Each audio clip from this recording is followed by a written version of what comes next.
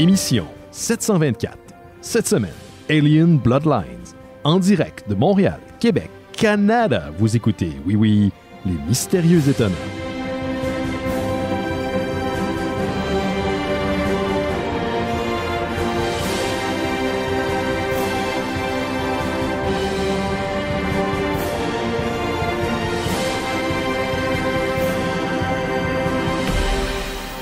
Bonjour à toutes et à tous, vous écoutez Les Mystérieux Étonnants, une émission en balado-diffusion consacrée au BD et à l'ensemble de la culture populaire.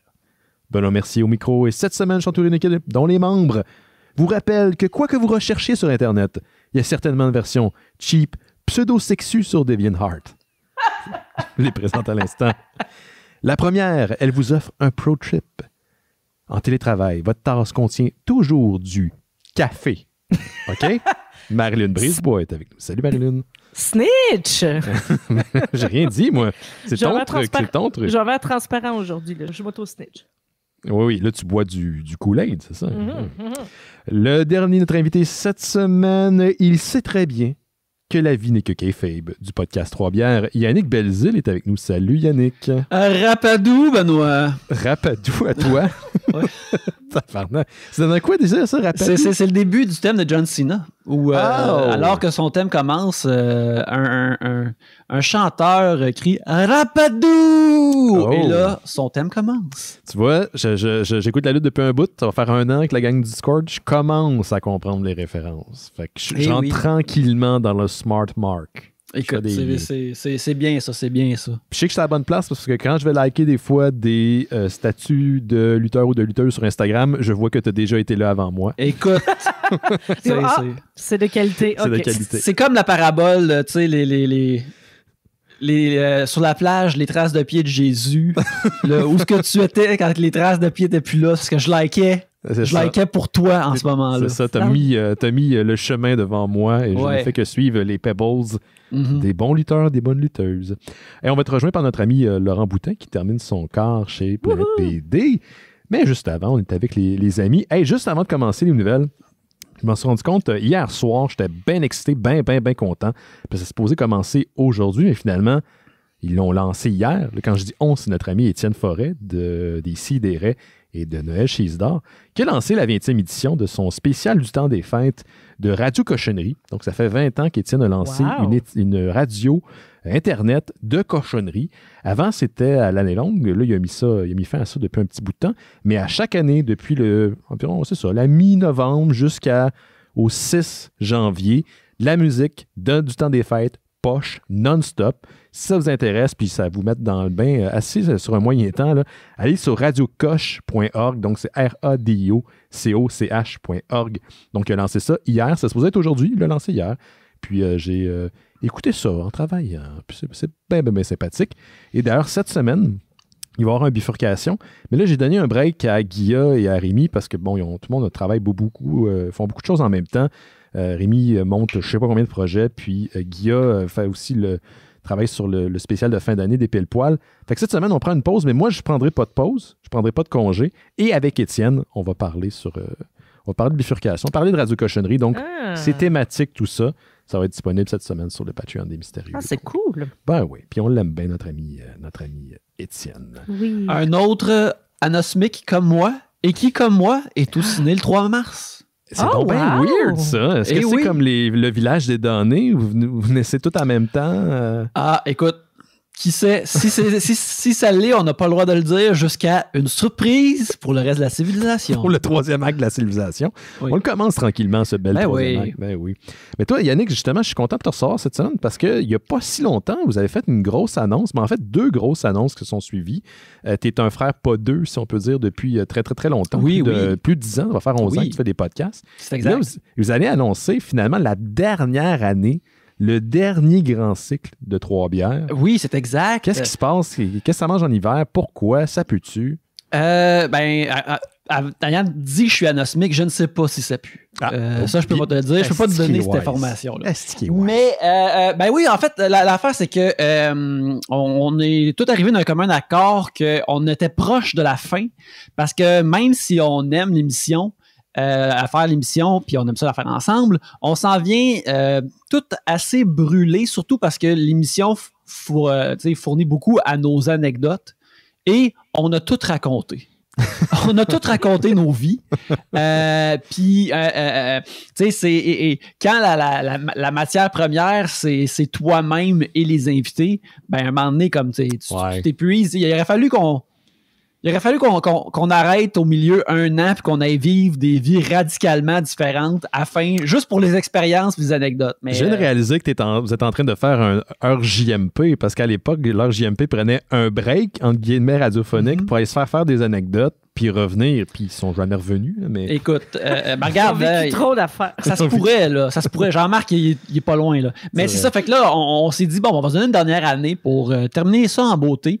Puis on est tous vraiment en paix avec cette décision-là. Il y a aussi le fait que, tu sais, toutes nos vies ont pris des sens différents, puis aussi on est tous vraiment occupés. Tu sais, il y a une époque où enregistrer le show dans mon salon puis se mettre chaud d'ail puis continuer à boire après, c'était pas un problème. À 30 ans, c'est facile. Ah oui, mais là, quand t'as 40 puis t'as plein d'autres affaires qui arrivent dans la vie, c'est moins facile de slotter ça dans ta vie, dans ton hygiène de vie.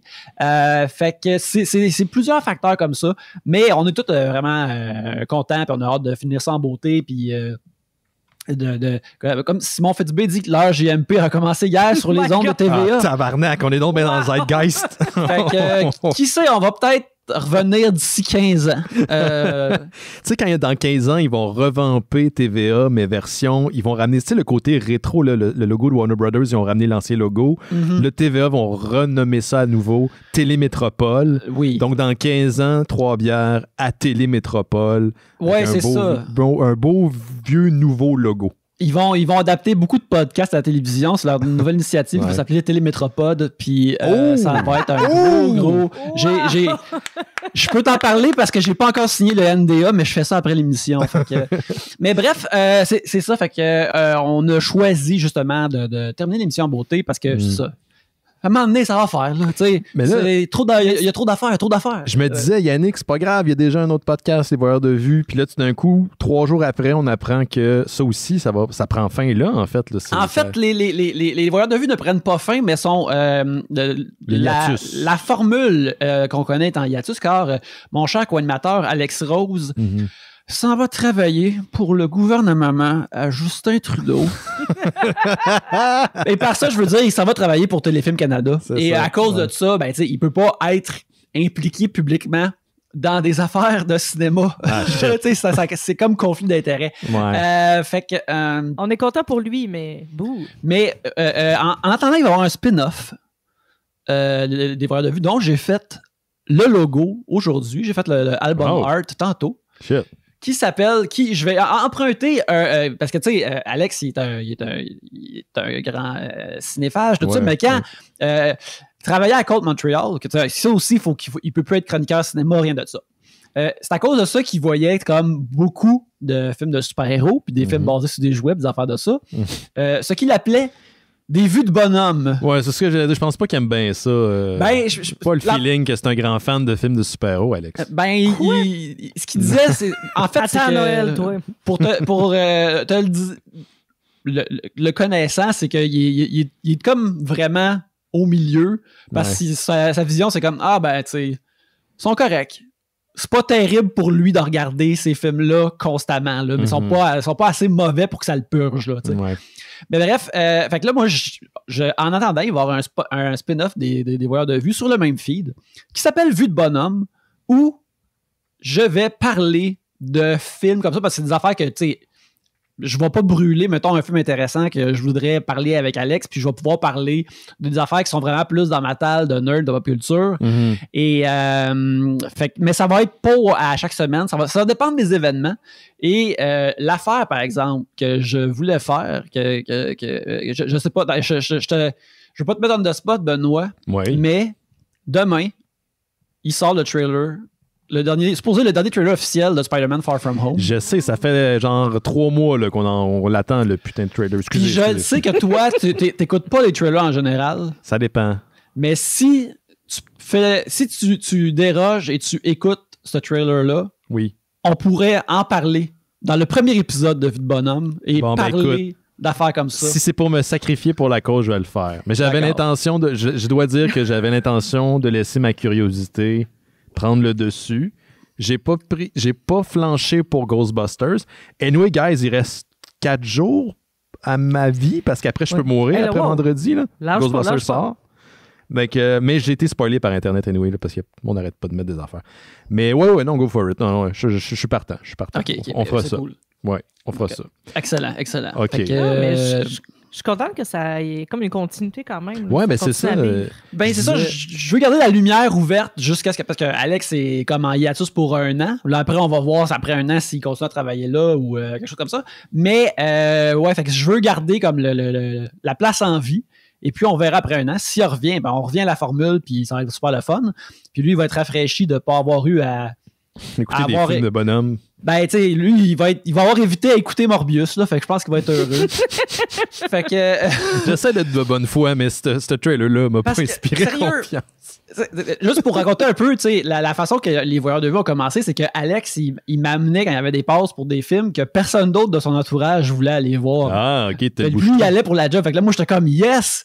Puis, on allait souvent voir des affaires qui sont... Des fois, il y avait des bonnes affaires, des affaires qui étaient le fun. Des fois, il y avait des affaires qui étaient vraiment comme anodines, pas bonnes, mais quand je voyais le trailer, je suis comme ça, c'est un voyeur de vue classique, ça. Puis Morbius, là, m'a dit que ça avait l'air très voyeur de vue classique. J'avais vraiment hâte qu'on le voie ensemble. Ça a l'air d'être le meilleur film de 97 fait en 2021. C'est vraiment, en tout cas, bien hâte. Matt Smith est là-dedans. Moi, je veux juste du bien pour Matt Smith. Oui, on l'aime, Matt Smith. Il est beau en plus. Il est beau, il est sexy dans la Slide in Soho. Il est merveilleux. Excellent. Puis, juste du bien pour Matt Smith, c'est ça que je veux. Je veux que les gens se retiennent 2 affaires. 3 affaires. Il reste encore 1 an de 3 bières. Les voyeurs de vue vont continuer sous Vue de Bonhomme et Matt Smith est beau. Oui. Aimons-le. Rappelez-vous au moins 2 des 3 puis vous êtes en business. Je pense que j'en ai parlé à Marilyn, j'en ai parlé aussi avec justement les gars de Bifurcation, Guilla puis Rémi. Je suis comme, mais là, Yannick, il peut pas podder, là. Je veux dire... J'ai tout le temps dit que je tenais pour podder. J'étais comme un homme blanc barbu pas de podcast. Est-il véritablement un homme? Non, je dirais non à cette question. De un et de 2, mais c'est surtout le deuxième point qui devrait être le premier. Crime, il faut que ça... Si on n'a pas un bragging right dans la vie, que de dire j'étais là avant que ça pogne le podcast, je sais pas ce qu'il y en est un. Je me raccroche à ça. Je me raccroche à ça pour toujours. Oui, mais tu sais, ces lettres de noblesse sont déjà faites. Oui, je sais, mais c'est pas grave. C'est pour les autres. C'est une manière de cracher sur les autres. Oui, c'est comme des... c'est comme des grosses échasses pour moi. Des grosses échasses pour que je puisse regarder le monde de haut. Pour marcher dans la vie, puis c'est ça. C'est ça. Ouais, en tout cas. Anyway, on va continuer à suivre. Puis au pire, allez, c'est comme j'ai dit... Yannick va toujours à sa place ici, donc si ça te tente de venir de temps en temps, comme tu fais déjà là, ça va être... oui, absolument, ça fait plaisir d'être là. Sortir le nerd. Puis il reste 1 an, mais je trouve que c'est une bonne idée de sunsetter quelque chose comme ça qui est important au lieu de... c'est comme un couple, là, au lieu de stuffer puis d'attendre de chicaner, de se dire on va finir ça là, puis on va finir ça en bon terme, puis on va avoir du fun. T'sais. Ouais, puis tu sais, à Trois-Bières, on n'a jamais eu de chicane. Tu sais, il n'y a jamais eu d'intensité émotionnelle comme ça. C'est juste comme arriver de même, qu'on en parle, puis on est comme tu sais.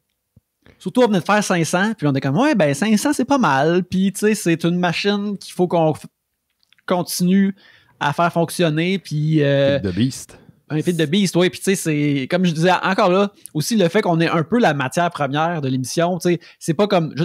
Vu que. Comme les mystérieux, vu que c'est du commentaire sur de l'actualité, il va tout le temps, à moins de graves cataclysmes, il va toujours avoir de l'actualité. Fait qu'il va toujours avoir de quoi parler.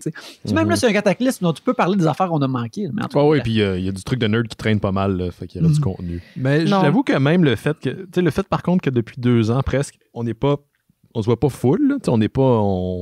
J'étais allé chez Marilyn il y a 2 semaines, mais je vais rarement chez les gens. Ça joue quand même sur le peut-être pas le rendu, mais sur ce qu'on a à se dire. Tu sais, la dynamique n'est pas pareille. Non, c'est ça. Puis moi, la distance, ça me fait chier. Là. Je sais pas que je regardais ça de haut, mais j'haïssais les podcasts qui faisaient ça à distance dans le temps. Puis là, je suis rendu à un de ces podcasts-là, puis je m'écœure. Écoute, c'est comme Harvey Dent l'a dit, hein, tu restes un héros assez longtemps, tu deviens vilain. Ou c'est l'arc... Quelque chose. C'est l'arc Harvey Dent ou c'est l'arc Alexandra Claudel dans OD. Face pendant la plupart de l'émission, mais là, ça reste trop longtemps, ça devient heel. C'est quoi le lien entre The OD et Gotham City? Il y a des personnages qui... Il y a du monde qui reste trop longtemps en télé-réalité, puis à un moment donné, il y a des masques qui tombent, puis t'es comme « Oh, jamais cette personne-là », puis là, à cette heure, je n'aime plus cette personne-là. Je venais d'assister à ma dyslexie en live parce que j'ai pensé à The OC dans ma tête, et je voulais faire le lien avec Commissioner Gordon, qui était le jeune oui, Ben McKenzie. Acteur. Ben McKenzie qui a été... il était dans The OC. Oui. Adam Brody qui était là-dedans aussi, qui est dans Shazam. C'était bon, Shazam. Oui, c'est très bien. Rachel Bilson, qui a m'emmené habillée en Wonder Woman dans un épisode qui a touché bien des gens. C'est très nerd. Très nerd. Oui, ben le personnage de Seth Cohen dans The OC, il était comme un nerd comme les nerds, un peu comme nous autres, on existait pour de vrai. Ce qui était comme incroyable de voir ça à TV. Pour vrai, comme oui. Un gars qui a de l'air de... Ben là, il est extrêmement beau parce que c'est Adam Brody, là, mais tu sais, un gars qui a l'air normal dans une série d'ados californiens qui dit « Check la run de Michael Bendis, elle est bonne! » Tu sais, il est comme... C'était de son époque en plus. Oui, c'est ça. Ça a été écrit pour qui, ça? Oh, représentation matters. Exactement. Oui, absolument. Hey, Marilyn, veux-tu commencer les nouvelles cette semaine? Qu'est-ce que tu as dans ton sac à surprise? Oui, j'ai des nouvelles très people cette semaine. Ah, ben c'est correct. Écoute, c'est l'ensemble de la culture populaire. Oui, l'ensemble. Britney est libre. Oui, je sais, j'ai vu ça. C'est malade. About fucking time. Ça faisait 13 ans qui était sous curation, donc en conservation. 13 ans. C'est l'âge de mon fils. C'est long. Attention, on va faire des comparaisons avec ton fils. C'est long, c'est plate. Non, mais je veux dire, c'est toute une vie. Oui, c'est long. 13 ans. Et juste pour résumer, donc, elle a eu un breakdown mental. Ils l'ont mis sous curation qui peut être normal, qui normalement est temporaire. Mais pour elle, ça n'a pas été temporaire parce que sa famille a profité d'elle. Elle a fait d'ailleurs des statuts comme quoi c'est son père qui en a profité, mais que c'était l'idée de sa mère. Donc, c'est toute sa famille, sa sœur aussi qui a profité. Ils l'ont fait travailler, ils ont fait de l'esclavagisme, puis ils ont volé son argent. En gros, là. Fait que finalement, elle n'était plus en contrôle de ses finances, c'est ça? Non, en fait, je vais vous dire les 10 choses qu'elle n'avait pas le droit de faire et qu'elle a maintenant le droit de faire. Acheter une maison, se marier, voter. Hein? Elle n'avait pas le droit de voter. Avoir un enfant parce qu'elle avait un stérilet posé involontairement de force. Voyons donc. Ça, je trouve ça violent, là. Elle avait de force. Et désolé les détails, mais ça fait mal, c'est pas le fun. Wow. Il y a des hormones. Conduire, elle n'avait pas le droit de conduire. Accéder à son argent. Donc, elle n'avait pas accès à ses comptes de banque.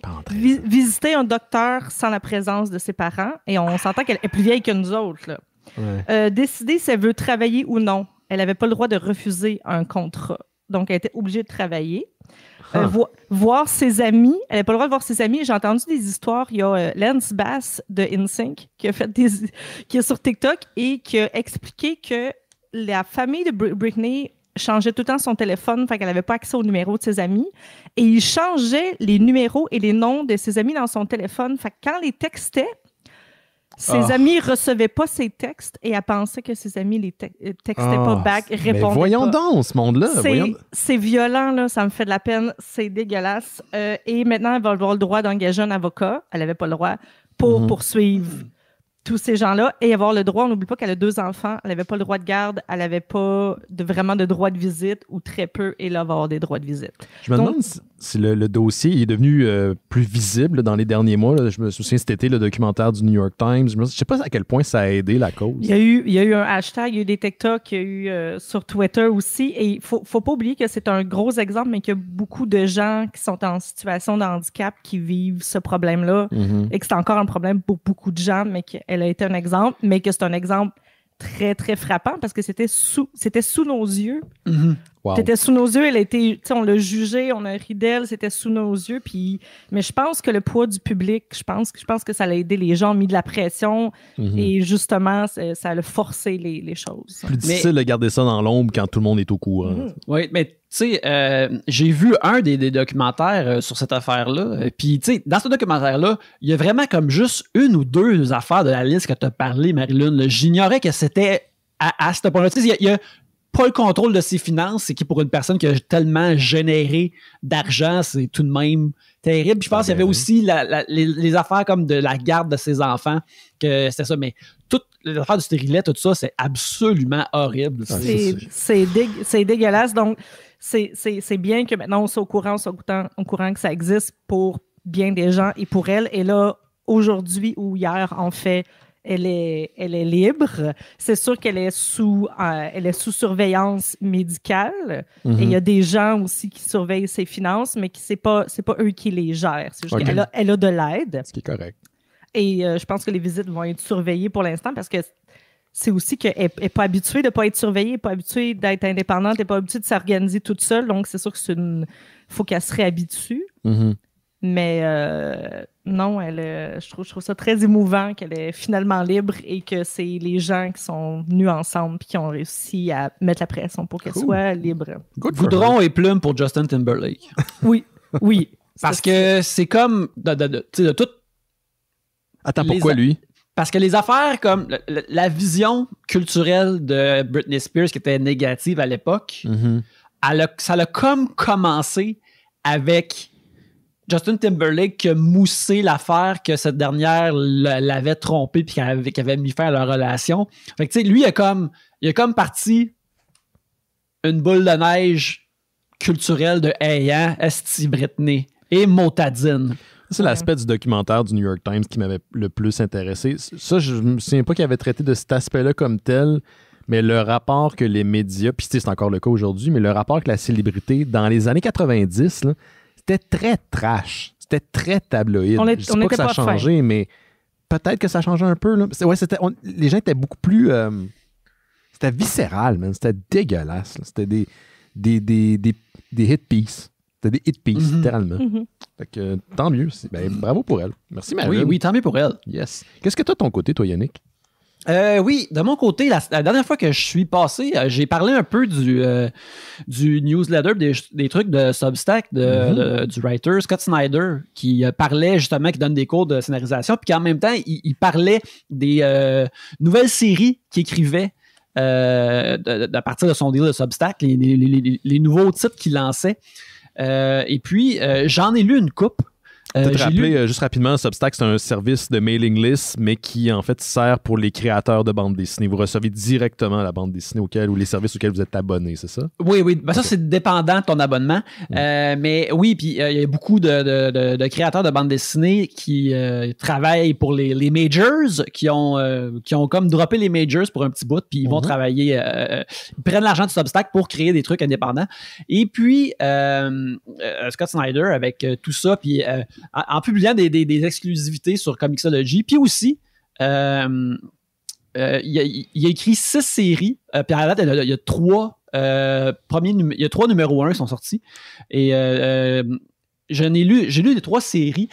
J'ai lu le numéro 1 de Clear, qui est fait avec Francis Manapul, qui était tout récemment chez DC Comics, qui faisait beaucoup de covers puis d'art. Dans le New 52, c'est lui qui avait repris de Flash puis qui avait rendu ça super coloré puis vraiment beau. Il a aussi fait We All Have Demons avec Greg Capullo, avec qui justement Snyder a revampé puis a fait un gros hit avec Batman. Et Night of the Ghoul, qui est dessiné par Francesco Francovilla, qui était l'artiste sur Detective Comics avant qu'il fasse Batman. Fait que, tu sais, Scott Snyder, il reste proche de son monde. Puis, j'ai lu les 3 premiers numéros de ces comics-là. Je vais juste en parler rapidement. Vous dire, ça vaut la peine. Je suis pas curieux. Le premier, c'est Clear, c'est vraiment le fun. C'est un truc qui est vraiment un noir science-fiction futuriste. Ça se passe dans un futur pas si éloigné que ça, où on comprend que maintenant l'Internet, les technologies de communication est implanté à même l'être humain. Ce qui s'en vient, j'ai l'impression. Ce qui s'en vient très bien. Oui. Et ce qui arrive, par exemple, c'est que la nouvelle application qui a changé le monde de cette technologie-là, c'est que les gens ont commencé à utiliser ce qui s'appelle des voiles. Et les voiles font que tu peux voir...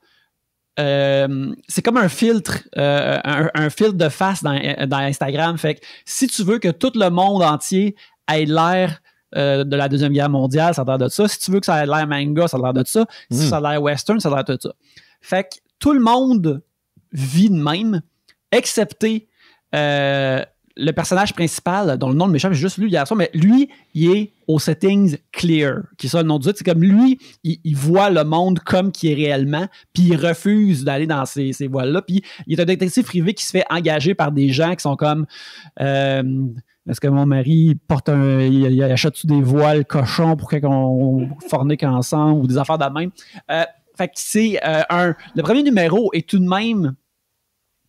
ça avance pas gros dans l'histoire, on nous montre beaucoup ce monde-là qui est très intéressant, qui est vraiment cool, puis aussi qui est un beau un beau Blade Runner avec beaucoup de fuchsia dedans là, wow. qui du néon là? Oui, du néon, mais tu sais vraiment qui pop.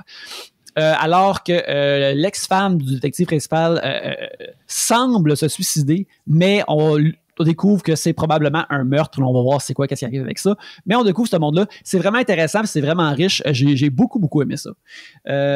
Aussi, l'affaire que je voudrais dire, c'est que si vous êtes membre d'Amazon Prime, il y a beaucoup de ces comics-là qui sont disponibles gratuitement sur votre Kindle. Si vous avez... vous pouvez avoir l'app Kindle, pas nécessairement besoin d'avoir la machine. Puis si vous êtes membre Amazon, ben vous avez accès à tous ces numéros 1-là, puis même à ces autres séries-là. Je savais pas. Dans ce qui s'appelle du Prime Reading. L'autre comic qu'il fait avec Greg Capullo, ça s'appelle We Have Demons. Ça là, il est plus crunchy, il est vraiment plus une affaire des années 90. C'est... l'histoire d'une jeune dame que son père est décédé récemment, puis elle découvre que son père faisait partie d'un genre de société secrète qui chassait et tuait des démons. Et tu vois que c'est vraiment fait... tu sais, c'est fait pour que Greg Capullo le dessine. Fait que tu sais, les démons sont vraiment comme... Ils ont des pics. Ils ont tout croche, ils ont de l'air sortis d'une affaire de Spawn, ils sont vraiment cool. Il y a beaucoup de sang et de sacre, d'une façon qui est... Je dis ça, je suis comme, ah ok, c'est correct, mais tu sais, si j'avais lu ça, mettons, quand j'avais 12 ou 14, j'aurais fait comme, ah, c'est que c'est nice, ça. C'est que c'est nice. Il y a comme... C'est vraiment pour un public adolescent, tu sais, il y a l'héroïne principale, ça c'est comme un punch dans le premier numéro, c'est qu'elle est amputée d'un bras, mais elle a une prothèse qui a été construite par son père. Et quand elle fait un finger, il y a une lame qui sort de la prothèse pour pouvoir tuer des démons. C'est donc bien 90s comme concept là, à date. Ben, c'est puissamment 90, mais je trouve de la bonne façon, de la façon le fun. Puis j'ai lu les deux premiers sont sortis. Tu sais, il y a beaucoup puis il y a full de lore derrière ça qui est raconté d'une façon, tu sais, avec des gros blocs de texte qui est encore là très années 90. Tu sais, j'ai pas capoté tant que ça, mais je pense que quelqu'un de plus jeune triperait en masse. Là, okay. C'est vraiment nice. Qu'est-ce que tu veux dire? Ben, parce que je pense que c'est plus écrit pour une affaire adolescente. Je pense que même, tu sais, Scott Snyder l'a dit, je veux comme écrire quelque chose que mes kids triperaient dessus, puis que moi, quand j'étais kid, j'aurais trippé dessus. Fait qu'il y a tout cet aspect-là, horreur, le fun. Et le troisième qui est sorti récemment, c'est Night of the Ghoul, qui est c'est ça, avec Francesco Francovilla. Et puis ça, c'est vraiment plus simple, c'est plus sobre. C'est un père et son fils se rendent à un genre de maison pour des personnes âgées qui ont été mis en demeure, que c'est juste des personnes qui n'ont plus de famille. C'est exclusivement des personnes qui n'ont plus de famille. Et le père a un dessein particulier en y allant parce qu'il veut trouver un gentleman là, qui vit sous un faux nom, qui serait le réalisateur du film d'horreur le plus épeurant de tous les temps, qui est un film d'horreur de Deuxième Guerre mondiale des années 40 qui s'appelle Night of the Ghoul. Et ce qu'on découvre dans le premier numéro, c'est que ce film d'horreur-là, qui est apparemment fatal, que tu peux pas l'écouter sinon le monde capote ou meurt, et peut-être pas juste un film d'horreur, mais qui parle d'une créature qui existe pour de vrai et qu'une société secrète tente de protéger l'existence.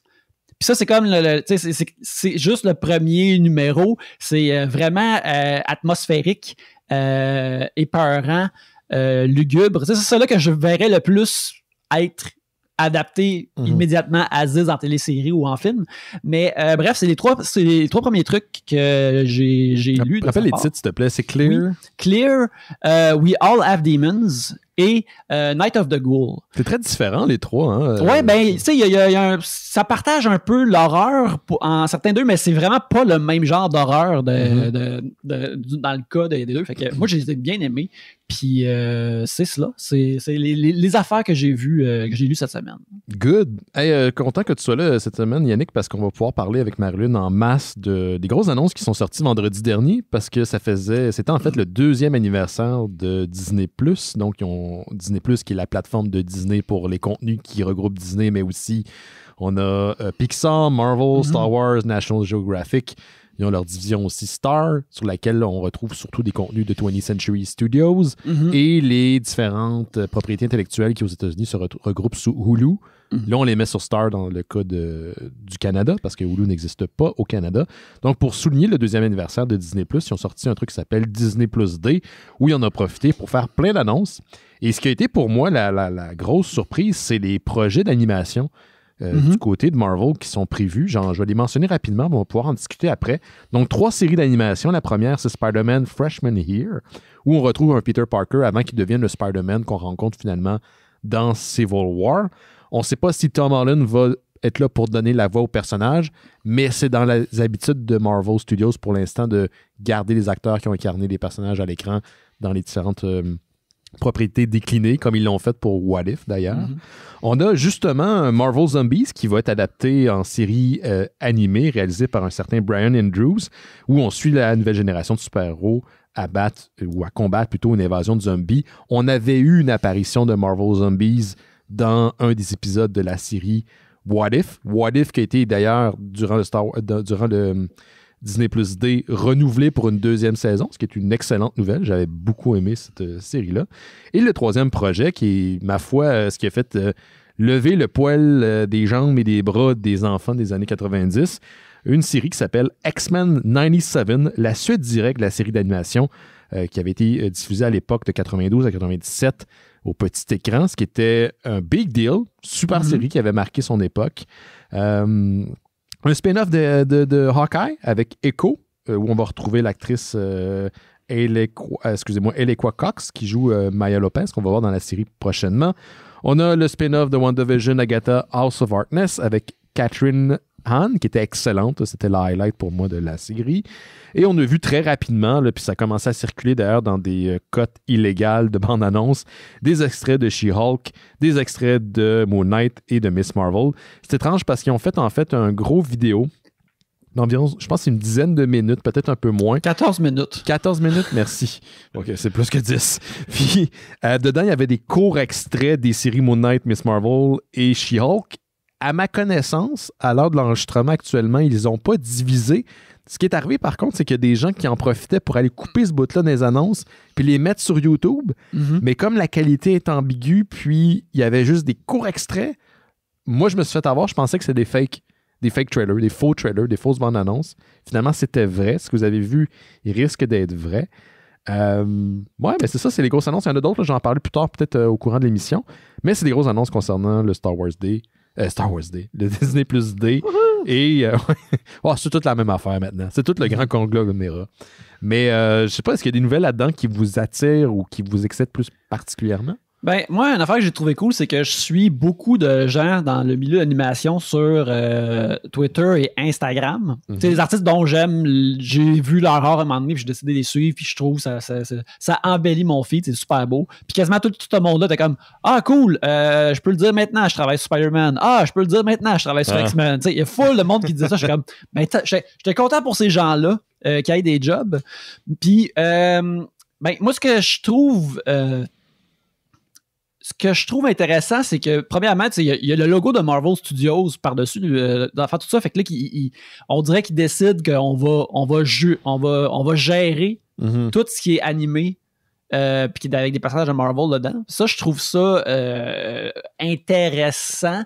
Comme, tu sais, je me demande si, comme le monde pense tout le temps là, quand est-ce qu'ils vont ramener les X-Men en live action.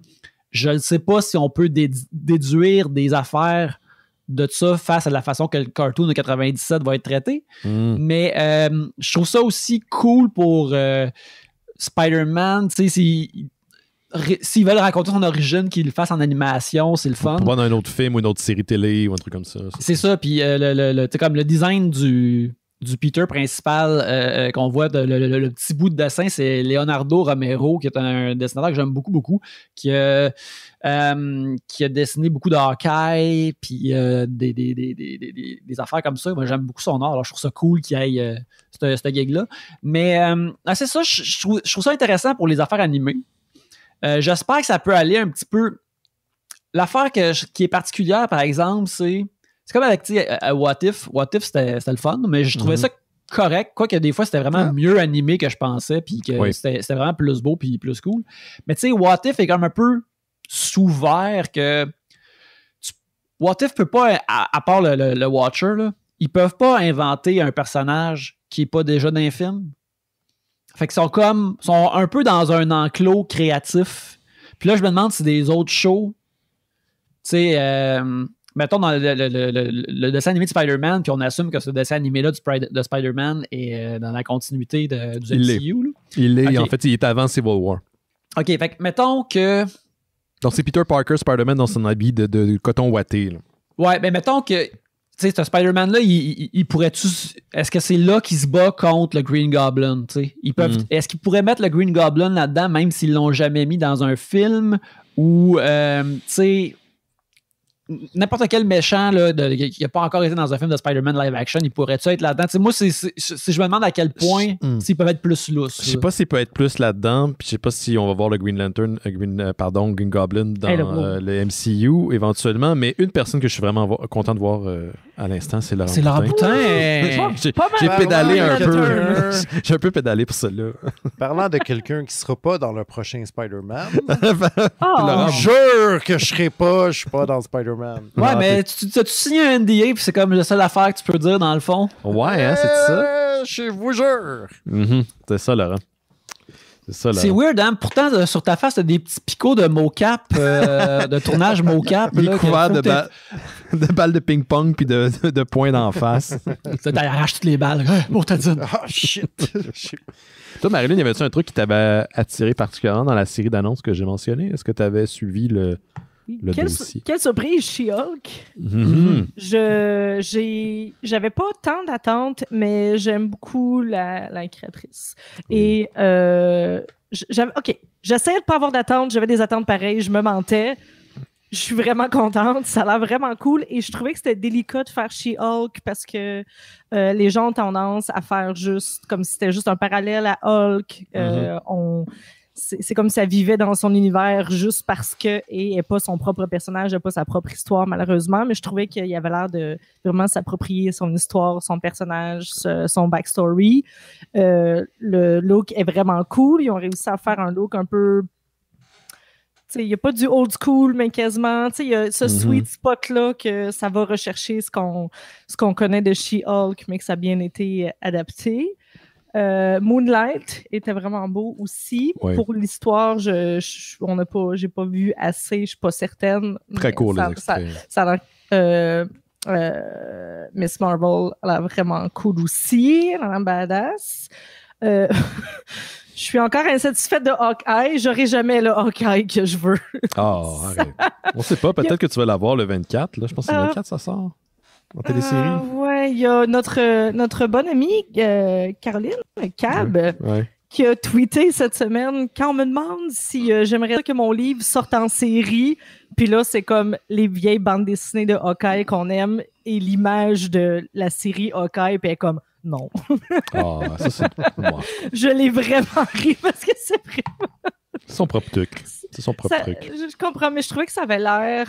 Je pense que c'est encore peut-être mes attentes aussi. Ça avait vraiment l'air Disney. Ça aurait vraiment l'air de famille Disney. Ben, ça a l'air d'une série de Noël aussi. Là. Oui, c'est ça. Là. Ça a l'air de Prince à Noël. Là. Le Prince à Noël? Oui, c'est une série. C'est une série, si ça vous intéresse. Je pense que c'est sur Disney+. Je sais pas, il y a comme le Prince de Noël, le bébé du Prince à Noël, il y a le mariage du Prince.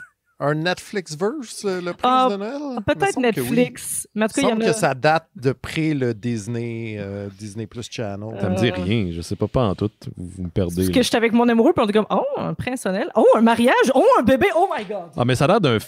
La façon que t'en parles, on dirait un film de la Hallmark de Noël. Oui, c'est vraiment ça. C'est pour ça que le Hawkeye me donnait un fil de... film de... OK. Moi, je suis particulièrement excité par X-Men 97 en étant un enfant des années 90 qui avait été laissé sur sa fin, de la manière que la série s'était conclue à l'époque, ou plutôt pas conclue.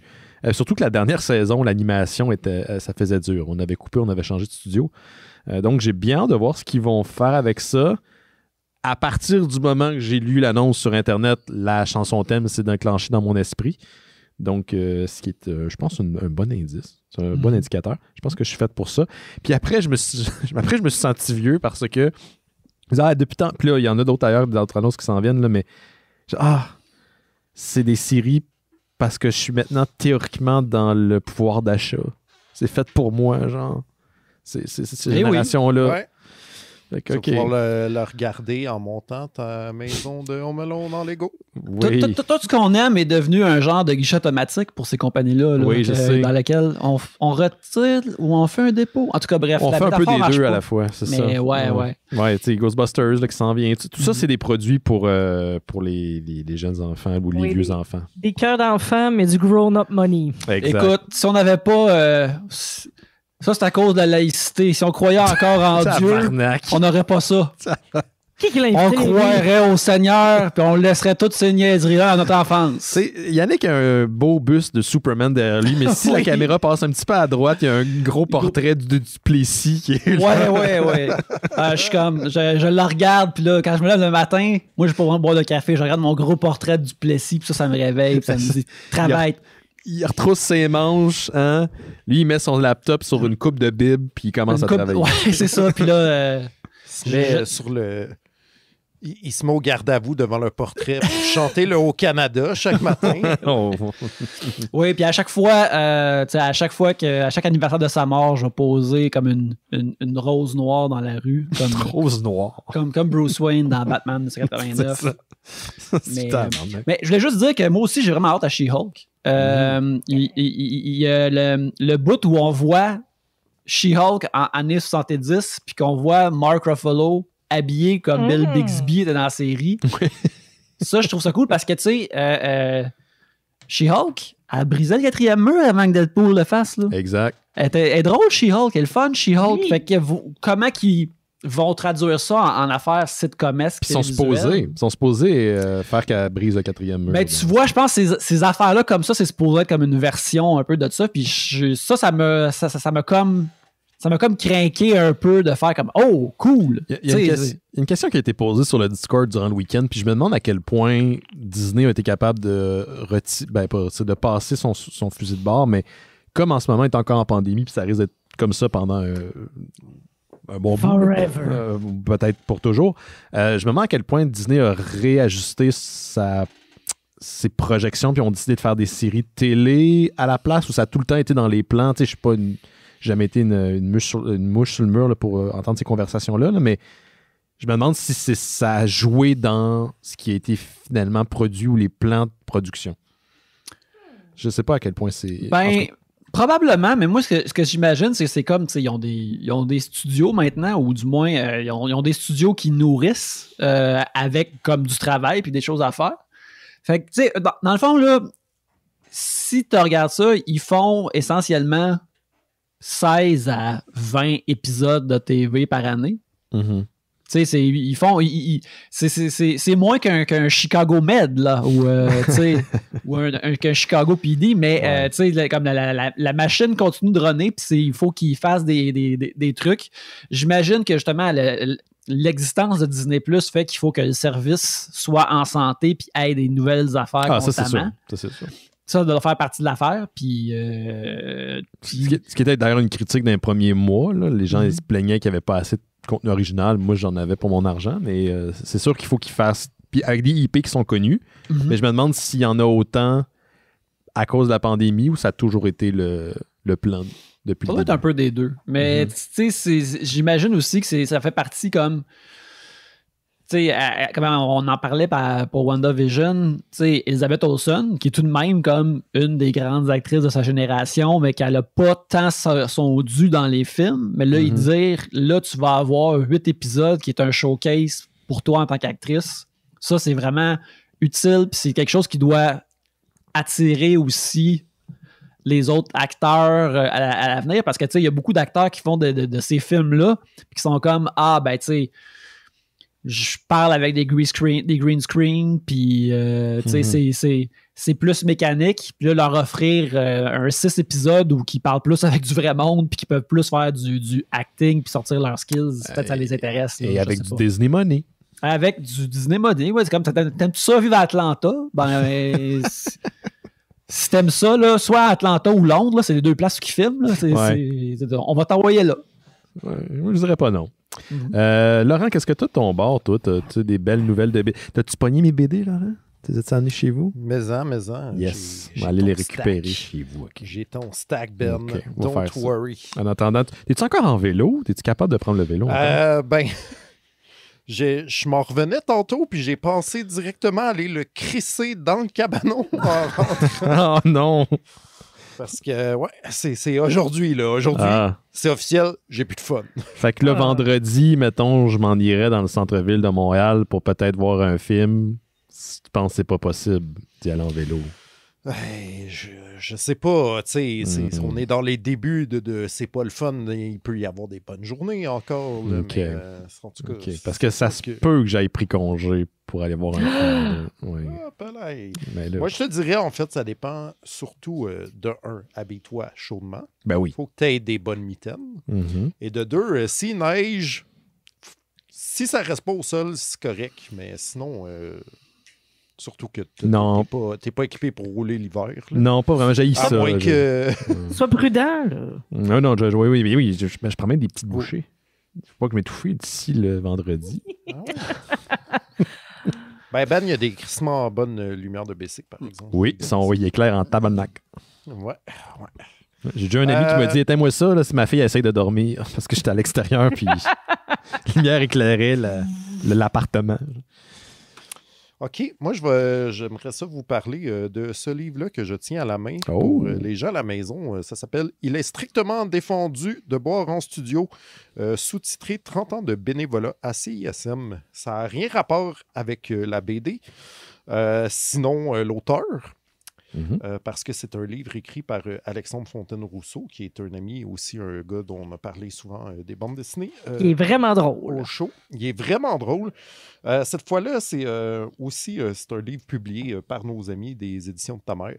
Of course. Parce que c'est petit Montréal. Hein, ben puis, oui. Vu qu'on est smart, tout le monde est nos amis. Exact. C'est ça. C'est vrai. Ouais. Parce qu'on a le pouvoir d'achat. Ben voilà.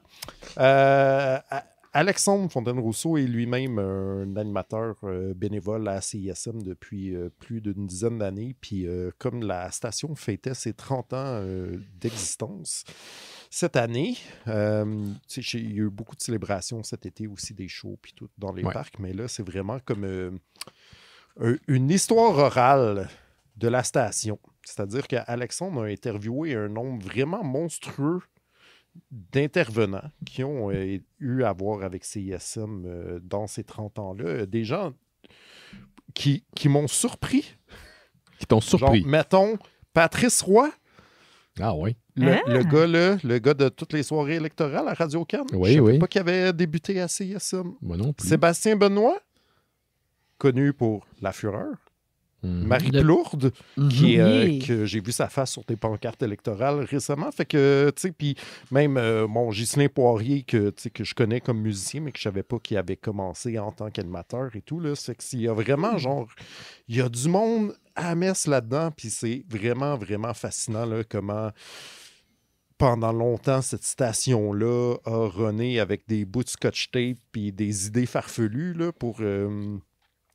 si vous ne connaissez pas CISM, soit que vous n'écoutez pas de musique ou vous habitez loin de Montréal, parce que ça n'a pas tout le temps diffusé très loin, c'est la radio étudiante de l'Université de Montréal, qui était un peu le pendant de l'Université de Montréal, d'une ancienne radio où ce qu'on officiait jadis nous-mêmes. Oui, où est-ce qu'il passe des excellentes pubs d'Étienne Copé. Oui, entre autres. Hey, sérieux, ouais. Tabarnak. Mais c'est ça. Très inside comme référence, là. Ouais, écoutez des CD, box-office. Des mèmes et des raies. Aussi a brainwashé mon feed Facebook en tabarnouche. T'as-tu écouté ma contribution? Pas encore, non. Je te l'enverrai. Ben, je l'ai vu passer, mais je n'étais pas dans une place où je pouvais écouter. Je comprends. De l'audio. T'es pardonné. Mais donc, c'est ça, c'est vraiment... tu sais, puis c'est pas... Alex a vraiment arrangé le livre que c'est comme lui, le narrateur, où il insère des quotes de tous les intervenants qu'il y a. Fait que, c'est pas genre question du journaliste, réponse de l'intervenant. C'est vraiment arrangé comme une grande histoire sur des émissions marquantes, sur des individus marquants, des directeurs de la programmation, des musiciens qui sont passés là. Tout le monde qui sont... J'ai-tu manqué une joke? Non, c'est parce que dans le chat live, il y a Guy Saint-Cyr qui a écrit la citation d'Étienne Copé. Oui, en fait, je pense qu'elle joue aussi à CISM. J'ai déjà entendu Ils l'ont-tu, mais ils l'ont modifié, ils l'ont pas projeté comme ça. Et je pense que c'est la même. L'espèce de le gars qui a pas de... qui a même pas écrit à peu près où ce qu'il voulait s'en aller. Non, mais aussi, il y a un room tombe, là, je veux dire, en tout cas. Mais pour les gens à la maison, là, je t'entends, on en parle trop, fait que il y a une pub qui est passée à une radio, puis c'est juste fucking drôle, puis c'est d'un artiste qui fait de la musique. Puis, faites vos recherches. Le gars, il était pas pris. Non, vraiment pas. Puis ils ont gardé cette deck. Puis ils l'ont gardé comme ça. Mais c'est ça, pour vrai, je lis le livre, je suis fasciné, c'est super fluide, c'est super intéressant. Faut dire que c'est vraiment mon jam, là. Aussi, tu sais, comme moi, quand il y a des gars de v'là 15 ans qui sont comme tu sais, la fois que tout le monde était comme El Motor, ça va être le nouveau Malajube, c'est qu'on se plantait. Puis là, moi, je suis comme je me rappelle exactement de cette période-là, de où, quand, comment, qui, pourquoi, genre. Fait que ça me parle un peu, là. C'est précis, mais oui. Oui, c'est ça, mais je me reconnais là-dedans, tu sais, comme je l'ai encore, l'album de El Motor chez nous.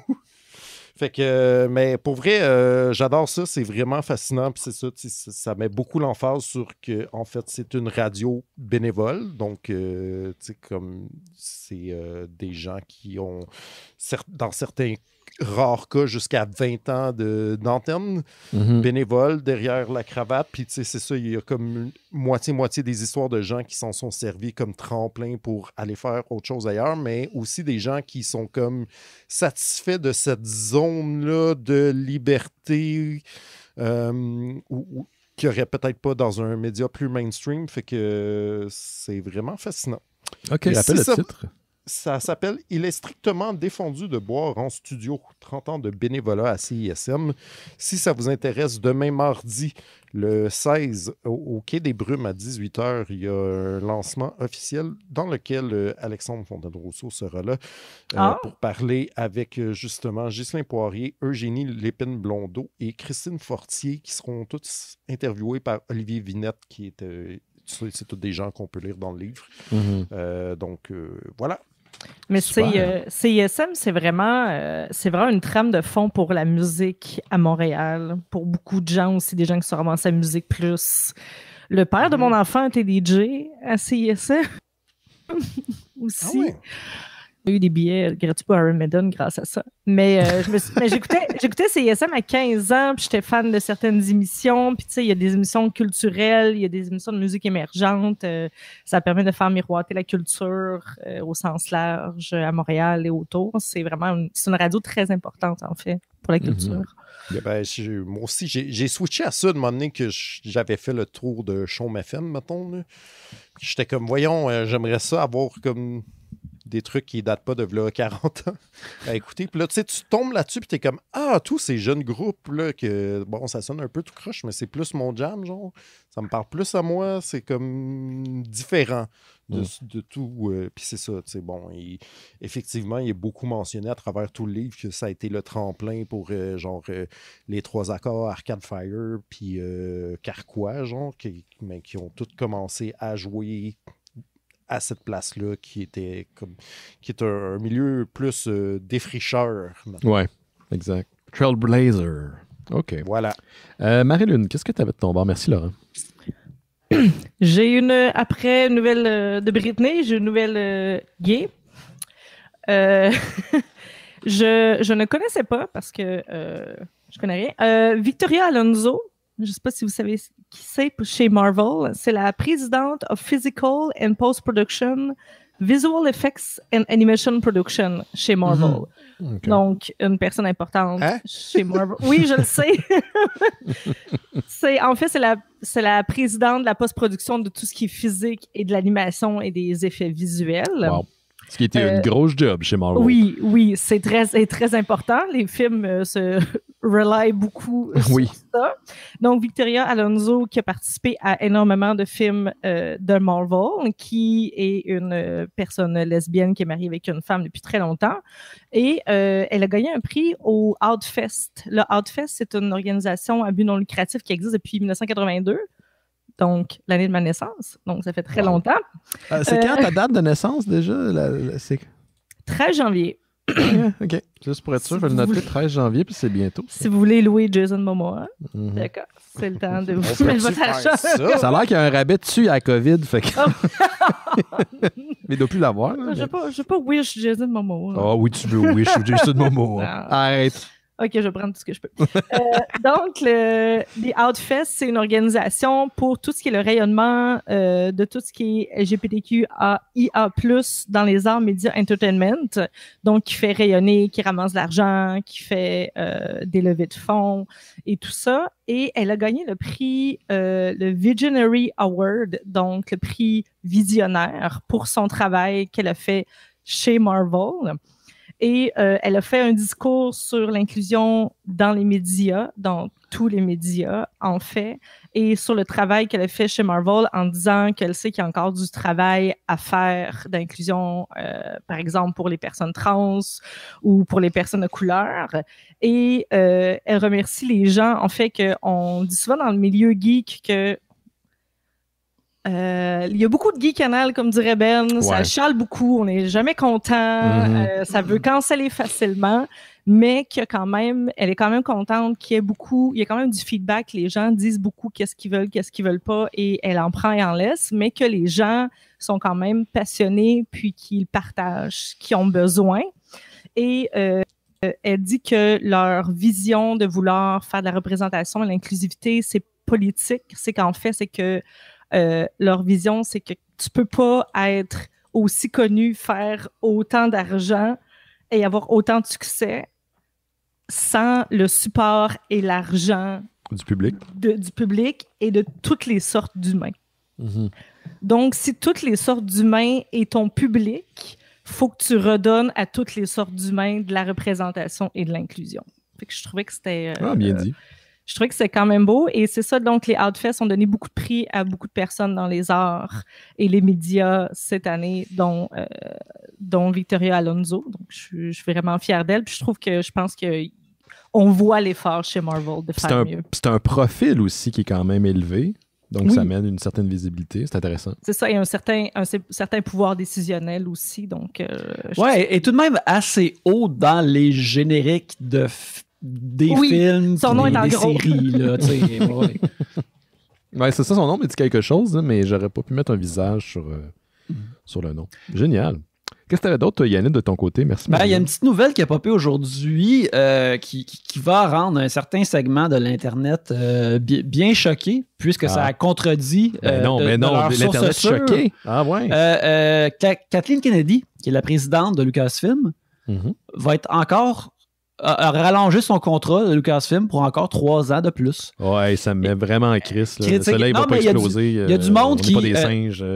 L'arme n'existe pas. Ouais, excuse-moi, qu'est-ce que tu disais? Il y a du monde qui disent que la déconfiture de Star Wars, et par déconfiture, je veux dire que ça reste encore l'affaire la plus populaire sur la planète qui continue à faire des affaires que la plupart des gens aiment.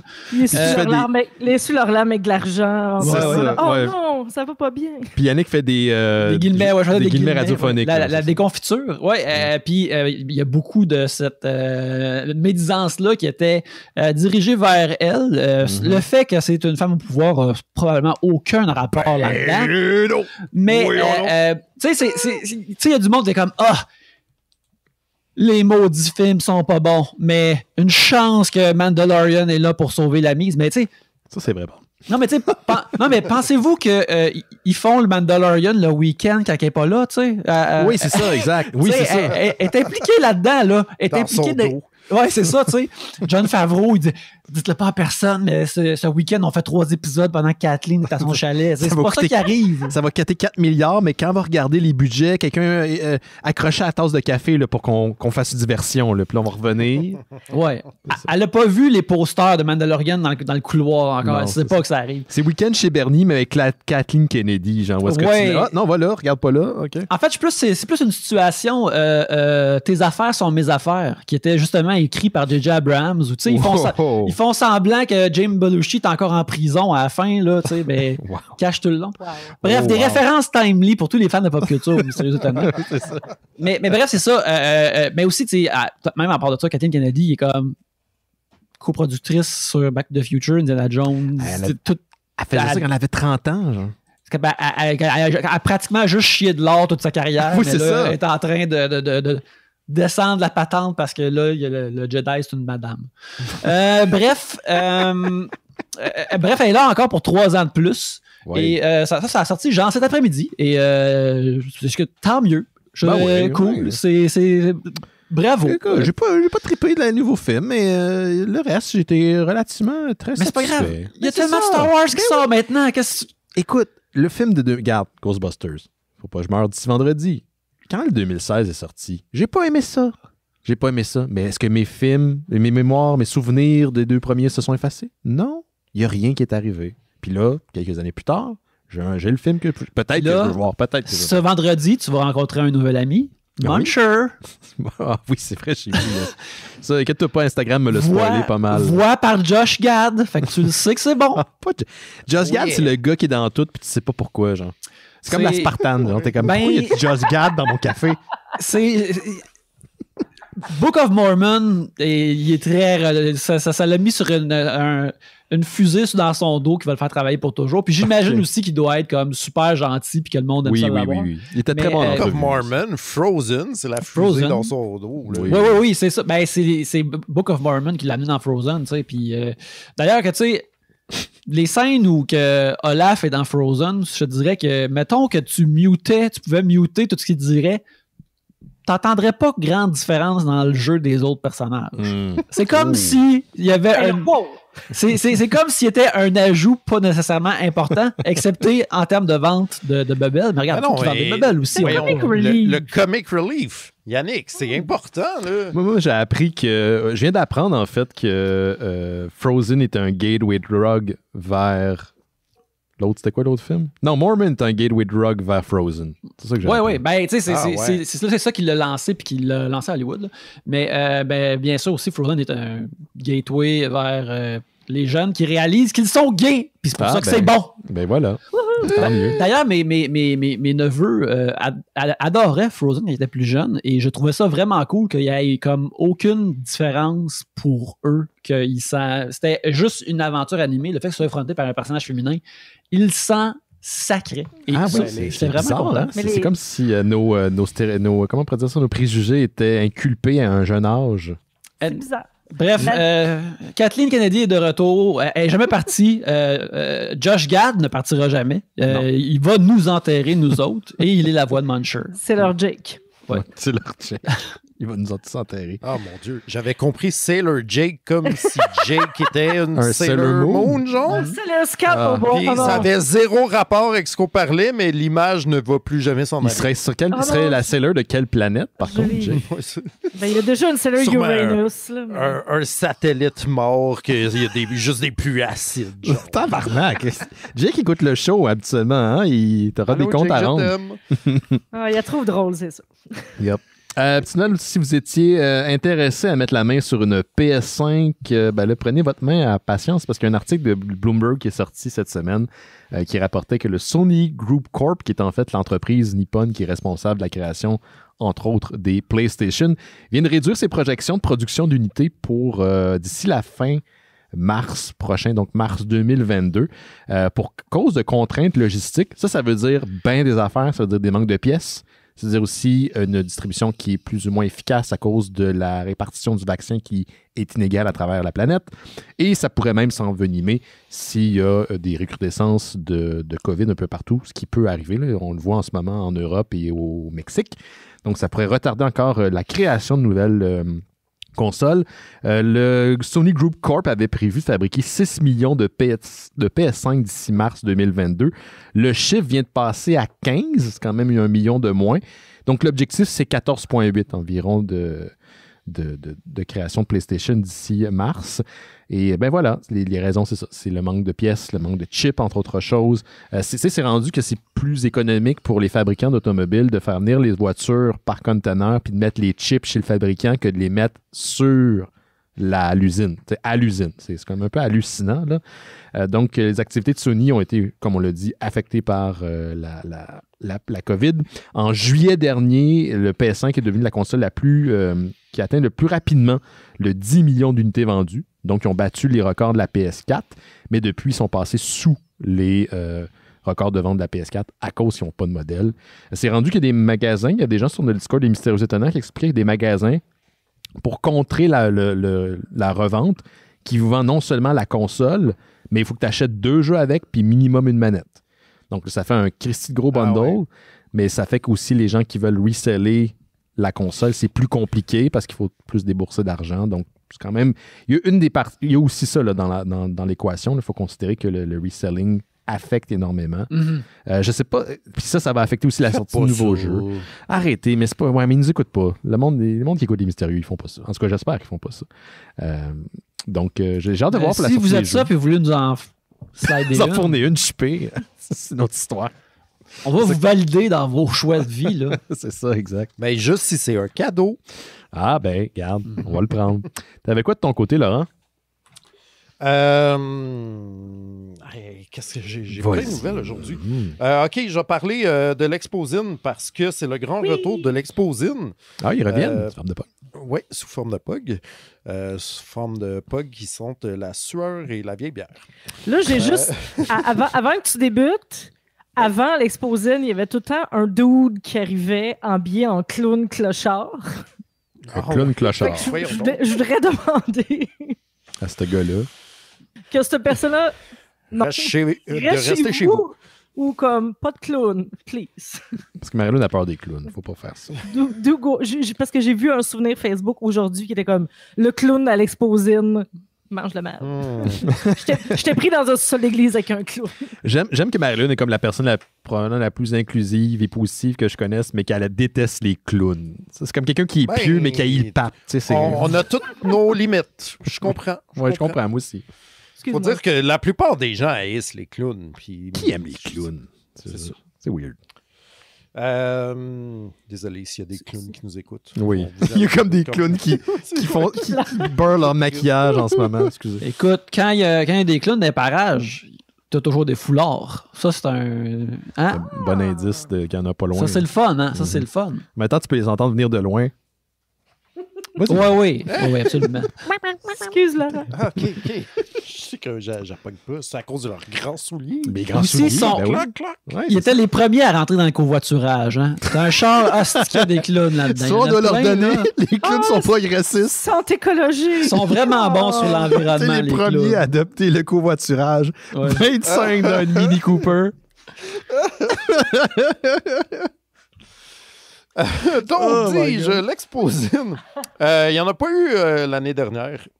Évidemment, parce que, je sais pas, il y a bien des affaires qui n'ont pas eu lieu l'année dernière. Là, il y a eu une mini-édition, je pense, dehors dans le champ des possibles, genre cet été.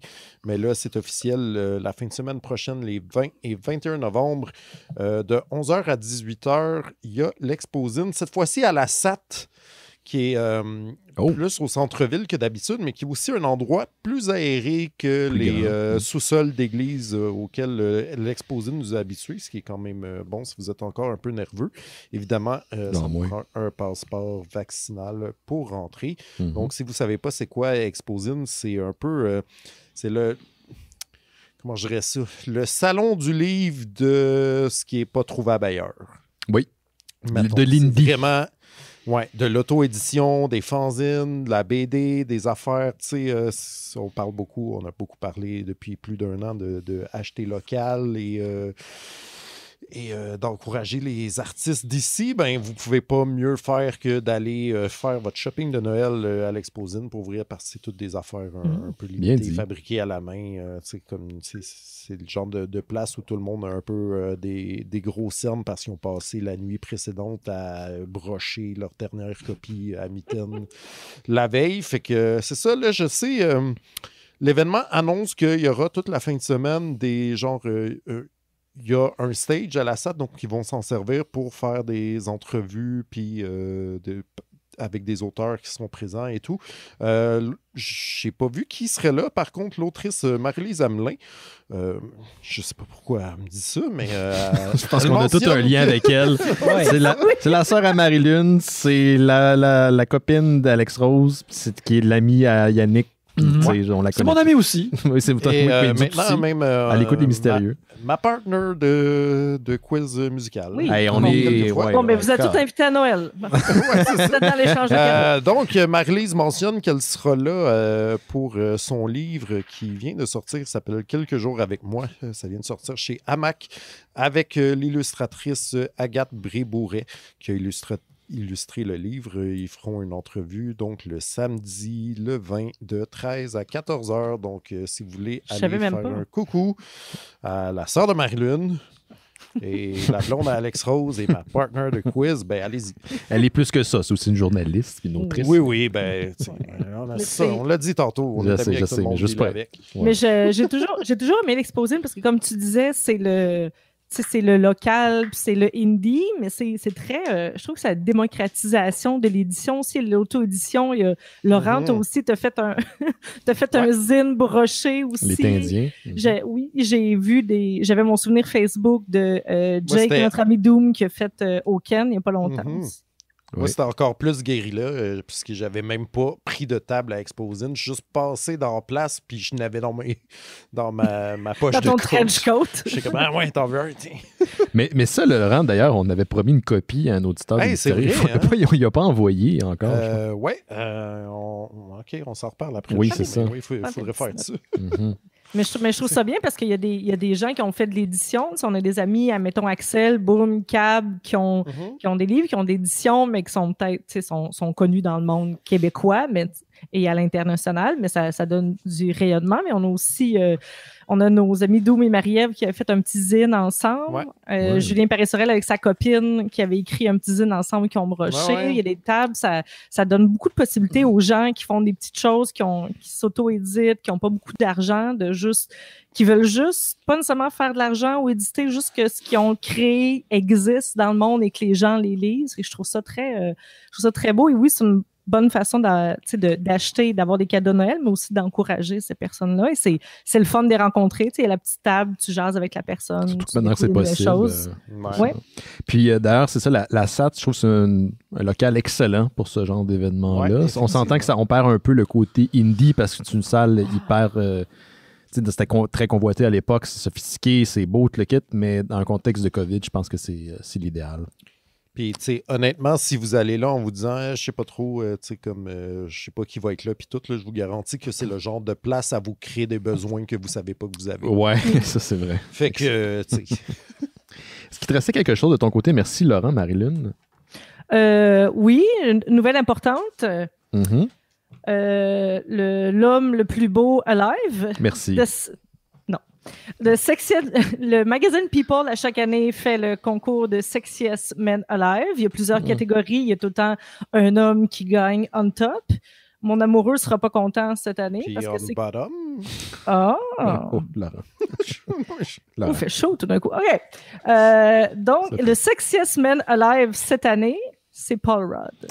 Mais ça, là, c'est la première fois que je suis d'accord avec le People Magazine. Hey, là, wow, l'année passée, c'était Idris Elba. Ah non, OK, il avait raison. Deux fois de suite. Il y a une année des années 90 que c'était Nick Nolte. Puis ça m'a dit... Tabarnak! Il était donc... On dirait qu'il Yannick a hold the grudge depuis cette année. Moi, je m'en souviens. Il y a plusieurs sortes de sexy, là. Il faut le reconnaître, mais Nick Nolte... Ah, mon Dieu, on dirait que c'est du trolling.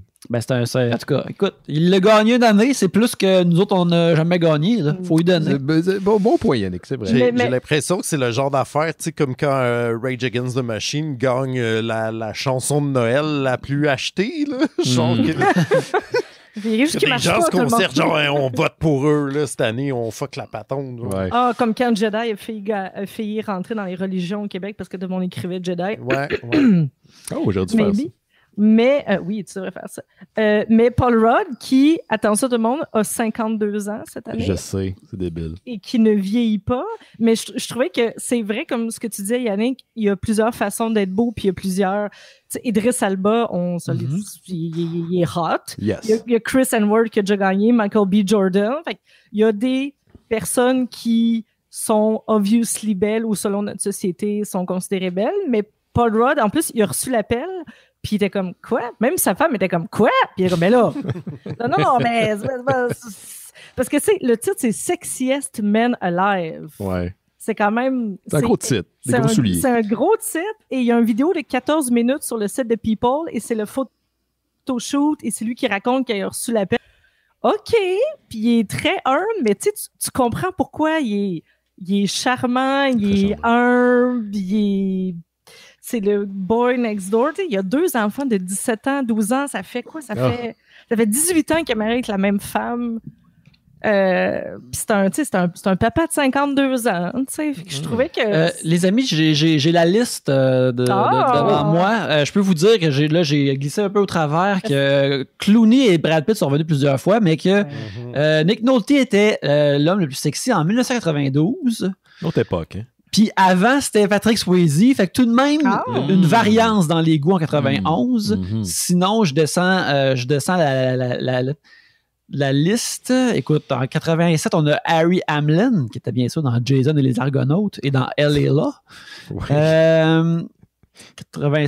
Puis là, ça l'arrête à 85 avec Mel Gibson, qui a tout de même l'air inquiétant sur cette photo-là. J'ai de googler Nick Nolte 92 et c'est le cover du magazine où Nick Nolte est The Sexiest Man Alive et Puis vous irez voir ça. Je sais pas quoi penser. Okay. Mais c'est un people's choice, donc c'est les gens qui votent. Et il y a aussi d'autres prix, il y a le plus beau sourire, il y a le plus charmant. Cette année, il y a la plus belle photo de vaccin. Ah ouais. Okay. C'est le sexiest vaccination picture. On voit qu'il essaye, mais je trouve ça le fun qu'ils mettent des catégories comme ça. Il y a le charme, il y a le charisme, il y a l'humour, qui est très important dans le fait de trouver quelqu'un attirant, je pense, selon moi. Mais je suis contente que ce soit Paul Rudd qui gagne parce que c'est vraiment un people's choice. C'est our boy. Regardez, là, je viens de trouver une photo de Nick Nolte en 1992. Puis, il est tout de même fucking chaud, là. Sérieux? Ah ouais. Attends, tu veux-tu dire qu'il a bu parce que Nick Nolte est un buveur notoire? Je sais pas de quoi c'est l'air, qu'est-ce que son taux d'alcoolémie sur cette photo-là, mais là, on dirait qu'il est un bonhomme de Batman Animated là-dessus. Là. Il y a une mâchoire de Bruce Timm, puis de... Oh. Non, cette photo-là me fait comprendre... bien des choses. OK. Open Image, je vais vous l'envoyer, là, le lien dans le chat privé, là. Puis vous allez... Vous allez partager tantôt. Puis vous réagirez. Cliquez dessus, puis réagissez. Je veux votre réaction. Faire ça. Attends, on va aller... Jason, ben oui. OK. Oh, shit. Nick. Oh, Nick. Sérieux? La photo utilisée sur le cover du magazine ne ressemble pas à ça, pas tout. Non, là-dessus, il est vraiment beau. Là. Là-dessus, ça, c'est une mâchoire à mettre dans un masque de super-héros. Tu mets ça dans un musée, là, cette mâchoire-là. Tu calcules des angles. Les religions ils ont été bâties sur des mâchoires de même. Moi, je vous partage le cover du People de 80. Ah, bon, écoute. regarde. Ah, ben, tu sais, il est souriant, il a de l'air bien. Il a de l'air tendre là-dessus.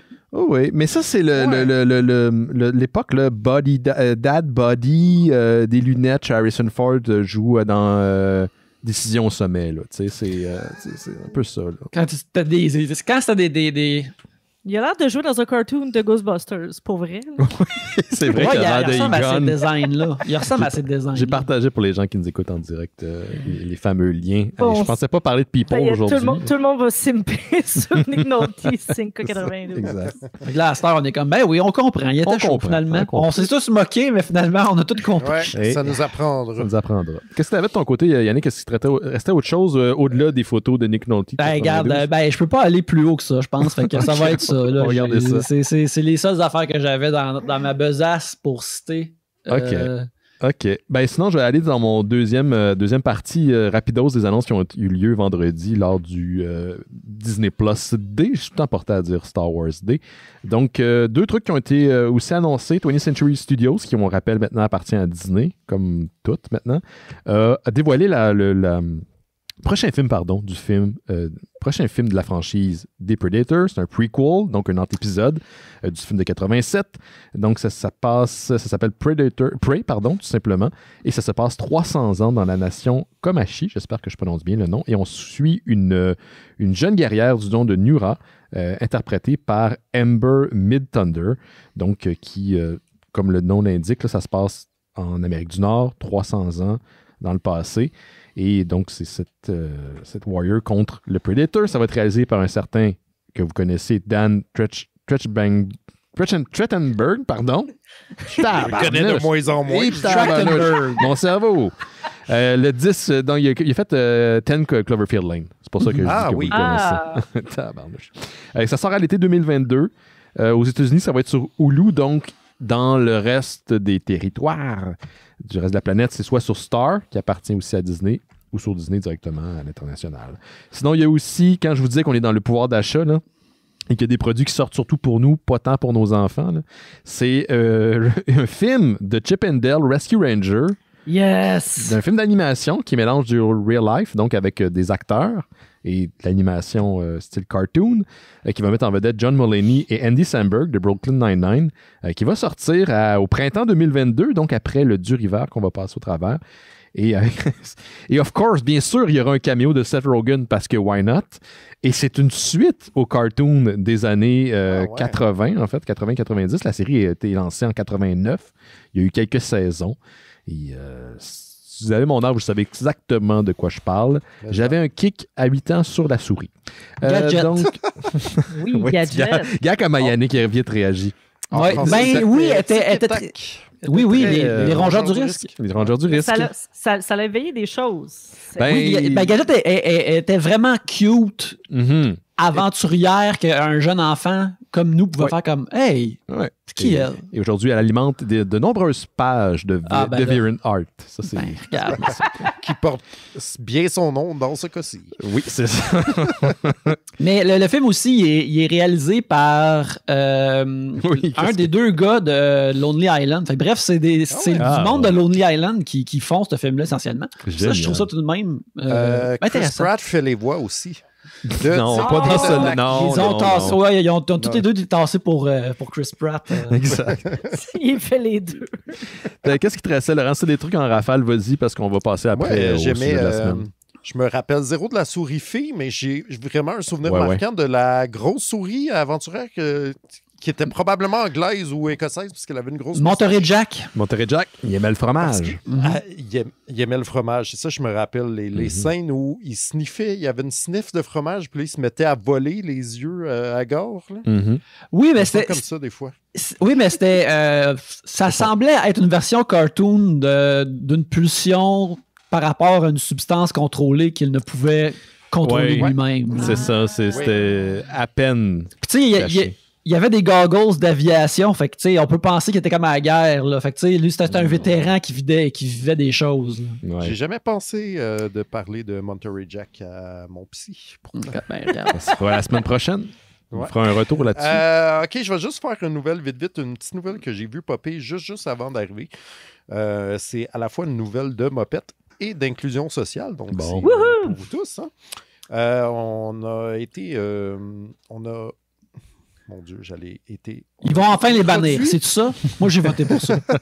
On a introduit la première mopette qui est asiatique-américaine. Aujourd'hui, je pense, c'était comme des communiqués puis des entrevues avec la dite mopette qui s'appelle Ji-Young, qui est une mopette d'origine coréenne, mais américaine, qui fera ses débuts dans un truc qui s'appelle See Us Coming Together, a Sesame Street Special. Donc, Sesame Street a, depuis, si vous avez regardé le documentaire qui est sorti cette année, ils ont beaucoup travaillé pour des causes raciales, puis d'inclusion, puis de sexisme et tout, c'est vraiment un de leurs points forts. Mais il n'y avait jamais eu d'Asiatique, en tout cas pas dans les mopettes, peut-être dans les acteurs. Là, j'avoue que je ne sais plus ce que je dis. Mais ça m'a l'air d'une jeune marionnette très badass qui aime le skateboard et la guitare électrique. Yes. Pucci, Colin, c'est quoi là? Ouais, un peu. Le special de Sesame Street va commencer. On va le voir pour la Thanksgiving américaine le 25 novembre prochain. Ça va être disponible partout sur HBO, puis sur PBS, puis sur la page YouTube de Sesame Street. iTunes.videotron.com. Ouais.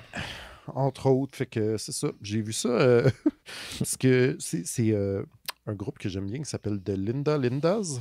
Oui. Qui a partagé ça, qui est peut-être que vous connaissez aussi, il y a des vidéos qui sont parues. Là. C'est un petit groupe de la côte ouest. C'est 4 jeunes filles de genre 13-14 ans, dont 3 qui sont justement d'origine asiatique, qui font du punk vraiment badass. On a vu une vidéo de leur chanson qui s'appelait Stupid Racist Boy, que j'ai vu publié par beaucoup de gens, puis je suis devenu vraiment fan. Ils sont tellement badass. Ils sont dans le film Moxie, qui est sur Netflix. Ah ouais? Ben je vais checker ça, parce que je les aime bien. Ils ont vraiment l'air smart. Ils sont bien smart. Est-ce que quelqu'un avait un dernier truc à rajouter? Merci Laurent, avant qu'on y aille en petite pause. Non, on va juste se conclure avec les annonces habituelles. Non, je n'ai pas acheté de foutues chemises des mopettes pour l'ensemble de l'équipe. Lâchez-moi avec ça, c'est pas vrai. Quand même des comptes à payer. Non, on a des comptes à payer. Là. C'est pas vrai qu'on va partir un 3e podcast juste pour financer des chemises. C'est ma fête bientôt. Ben oui, mais on t'achètera un cadeau de fête. Là. Je te l'ai donné, c'est des palettes de chocolat à l'Halloween. C'était ton cadeau de fête. Donc, on vous rappelle que les Mystérieux Étonnants existent grâce à votre contribution Patreon. Si ça vous tente d'aider à financer les Mystérieux Étonnants, faire en sorte qu'on est capable de garder les lumières allumées, vous allez sur mystérieuxétonnant.com. En haut à gauche, il y a un bouton faire un don. Vous cliquez là-dessus, ça vous amène vers Patreon pour l'équivalent d'un café par mois. Vous avez non seulement l'opportunité, l'honneur de faire en sorte que les Mystérieux Étonnants continuent à exister et à perdurer dans le temps, mais vous avez également du contenu exclusif, dont Bifurcation, qui est un podcast exclusif aux membres Patreon. Vous avez également Terre Humaine chez Isidore, qui est un podcast qui est basé sur la télésérie Terre Humaine, télésérie québécoise très beige, très bonne, pour laquelle Simon et Étienne ont une obsession. Je ne sais pas pourquoi. Donc, tous ces contenus-là, d'ailleurs, sont disponibles. Les archives sont disponibles quand vous vous abonnez. À partir du moment où vous vous abonnez, vous avez accès à tout le catalogue. Ça vous donne également accès au Discord des Mystérieux Étonnants, où il y a des belles discussions qui ont lieu durant la semaine là-dessus. On partage bien des affaires, des news et on écoute des films ensemble aussi. Ça arrive des fois à l'occasion. Vous n'êtes pas en mesure d'aider financièrement les Mystérieux Étonnants. Parlez du show, partagez-le, laissez un petit 5 étoiles sur iTunes, puis ça va faire la job. Sinon, on est sur Apple Podcasts, Google Podcasts, Stitcher, Spotify, Facebook, Twitter, Instagram et le reste de tout ce qui est Internet, puis le monde qui se gueule après. mystérieuxétonnants.com si ça vous intéresse d'aller voir notre site Internet. Okidou. On prend une petite pause? Ouais. Oui. On revient dans quelques instants avec le sujet de la semaine, Alien Bloodlines.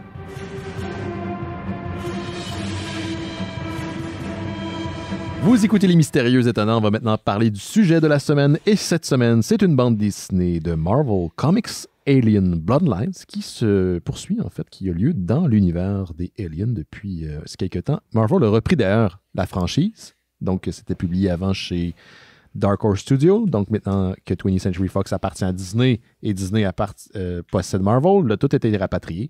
Donc Marvel a commencé à publier une série d'Aliens. Ça, c'est la première. Écrite par un certain Philip Kennedy Johnson et dessinée par Salvador Larroca. Je vais essayer de résumer la bande dessinée. C'est plutôt simple comme histoire, mais juste pour bien situer les gens. Alien 1 se passait en 2122. Je ne l'ai pas inventé, c'est écrit dans la bande dessinée comme quand ça à la lire. Donc la Weyland-Yutani, l'entreprise la méga corporation qui possède pratiquement tout sur Terre, a envoyé le Nostromo sur LV 426 pour récupérer des œufs extraterrestres qu'on a vu dans le fameux film de Ridley Scott, un classique. Alien 2 a lieu en 2179, encore une fois sur LV 426, dans la station Hardly Hope, qui est en fait une station de colons qui a été placée après que cette planète-là a été terraformée. Et l'histoire de la bande dessinée Alien Bloodline se passe en 2220, en partie sur une station spatiale qui orbite la Terre qui s'appelle Epsilon. Et notre personnage principal, c'est un ancien militaire du nom de Gabriel Cruz qui a été à la solde de la Weyland-Yutani pendant plusieurs années, qui a été chef et directeur sur l'Epsilon pendant très très longtemps et qui, depuis une mission pour l'entreprise, a dû être forcé à rentrer à la retraite. Mais là, les activités de son fils, qui fait partie d'une organisation, disons, en guillemets, radiophonique terroriste, qui veut contrecarrer les plans de la Weyland-Yutani, le ramène à reprendre du service. Voilà. C'est les grandes lignes de la bande dessinée. Donc, Danny rentre par infraction sur la Epsilon et tombe sur un laboratoire d'aliens, quoi d'autre, des spécimens qui avaient été ramenés à l'époque par son père lors de sa fameuse mission sur un vaisseau spatial qui s'appelle pas Hadley Hope, mais The Hadley. Donc, clairement une référence, mais le lien est un peu ténu entre d'où viennent les spécimens de ce vaisseau-là. Donc, Gabriel Cruz on lui demande de retourner sur la station, non pas pour sauver son fils, même si lui, c'est son objectif, mais de sauver les spécimens qui avaient été emmagasinés sur la structure spatiale. Voilà. Très bien résumé. Merci. On va faire un résumé rapidement. On va commencer par Marie-Lune. Ça donne rien que je te pointe parce qu'anyway, on est en virtuel. Mais commence donc par rapidement faire un tour de table. Qu'est-ce que vous avez... Est-ce que vous avez aimé ça, vous n'avez pas aimé ça? Pourquoi? Mais vraiment rapidement. C'était correct. T'es généreuse. Hey, tabarnouche. Settle down. N'influence pas les processus. J'ai avancé la bande dessinée plus vite que j'aurais voulu. J'ai flippé les pages un peu trop vite. Mais comme je dis tout le temps, je ne sais jamais si c'est mon contexte, si c'est moi qui n'ai pas dans le bon mindset. C'est sûr que si tu lis Alien Bloodlines en 2 épisodes de découverte puis enquête, ça aide pas, là. J'écoutais... Tu passes la semaine verte à des aliens, là, c'est sûr que... Non, j'écoutais Criminal Minds puis This Is Us. Fait que c'est ça que ça donne. Les xénomorphes sont super beaux. Les humains sont super laids. Les onomatopées sont poches. L'histoire est de base. Ouais. Et j'arrivais pas... Je trouvais que les dialogues manquaient de fluidité. J'avais l'impression... Je lisais dans ma tête comme si c'était... Puis là, c'est vraiment gros ce que je veux dire. Là. Comme si c'était un enfant qui se faisait un jeu avec des bonhommes. Là. Oh non, Johnny, tu m'as tiré dessus. Oh non, je vais arriver avec mon vaisseau. C'est l'impression que j'avais quand je lisais. C'est pas aussi pas bon que ça, là, mais c'est le feel que j'avais parce que ça sonnait vraiment faux. Oui, je peux comprendre. C'est ma critique. On va garder la structure de tantôt. On va y aller avec Yannick. Rapidement, qu'est-ce que tu as pensé de la bande dessinée Alien Bloodlines? Mon plus positif, je te dirais que c'est correct aussi. Mon plus positif, c'est ça. Je trouve que l'histoire est aussi correcte, mais est tirée vers le bas par l'art, qui est, je trouve, assez mauvais. Moi, ça fait longtemps que j'ai lu Salvador Larroca parce que moi, je me rappelle de lire dans des comics de Flash des 90 où à l'époque, il imitait beaucoup de Jim Lee, mais d'une façon le fun, punché. Ben là, dans les 20 dernières années, il a pogné une twist de tracer des acteurs puis tracer des photos références dans ses comics, puis je trouve ça laid. Une bonne partie, du moins, le début de la run d'Iron Man de Matt Fraction, dont l'histoire est bonne.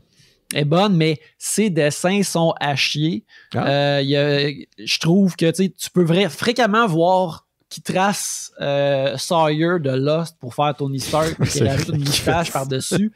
Mais là, je trouve que son dessin est encore pire. Il y a des pages où il y a vraiment beaucoup d'ombre, que c'est quasiment en clair-obscur, que c'est là que c'est le plus beau, et par plus beau, je veux dire le moins choquant. Mais sinon, en part justement les xénomorphes que j'imagine qu'il doit avoir acheté des figurines complexes qu'il peut poser comme il veut puis les dessiner par la suite. Tu peux faire des miracles avec Blender aussi. Hein? Ouais, c'est ça. J'imagine qu'il y a des artistes comme du comic mensuel comme ça doit pas payer des tonnes. Puis là, je comprends que tu veux faire tes pages vite, puis tu prends des moyens de production comme ça. Mais je trouve que l'art est fréquemment laid. Les faces sont stiffs, puis tu les vois tellement que ça devient très dérangeant. Mais, cela dit, je trouve que l'histoire, il y a des bonnes idées dedans. Ça mérite pas 6 numéros. Tu sais, si c'était 4 ou 5, OK. Mais il y a des idées le fun dedans que je trouve vraiment cool puis qui tissent des liens avec les différents morceaux de Alien. Il y a des affaires de Prometheus puis de Covenant là-dedans puis qui mergent ça ensemble. Ça, c'est bien. Mais Philip Kennedy Johnson, c'est un des étudiants de Scott Snyder que j'ai parlé plus tôt dans l'émission. Scott Snyder il a donné des cours, des affaires comme ça.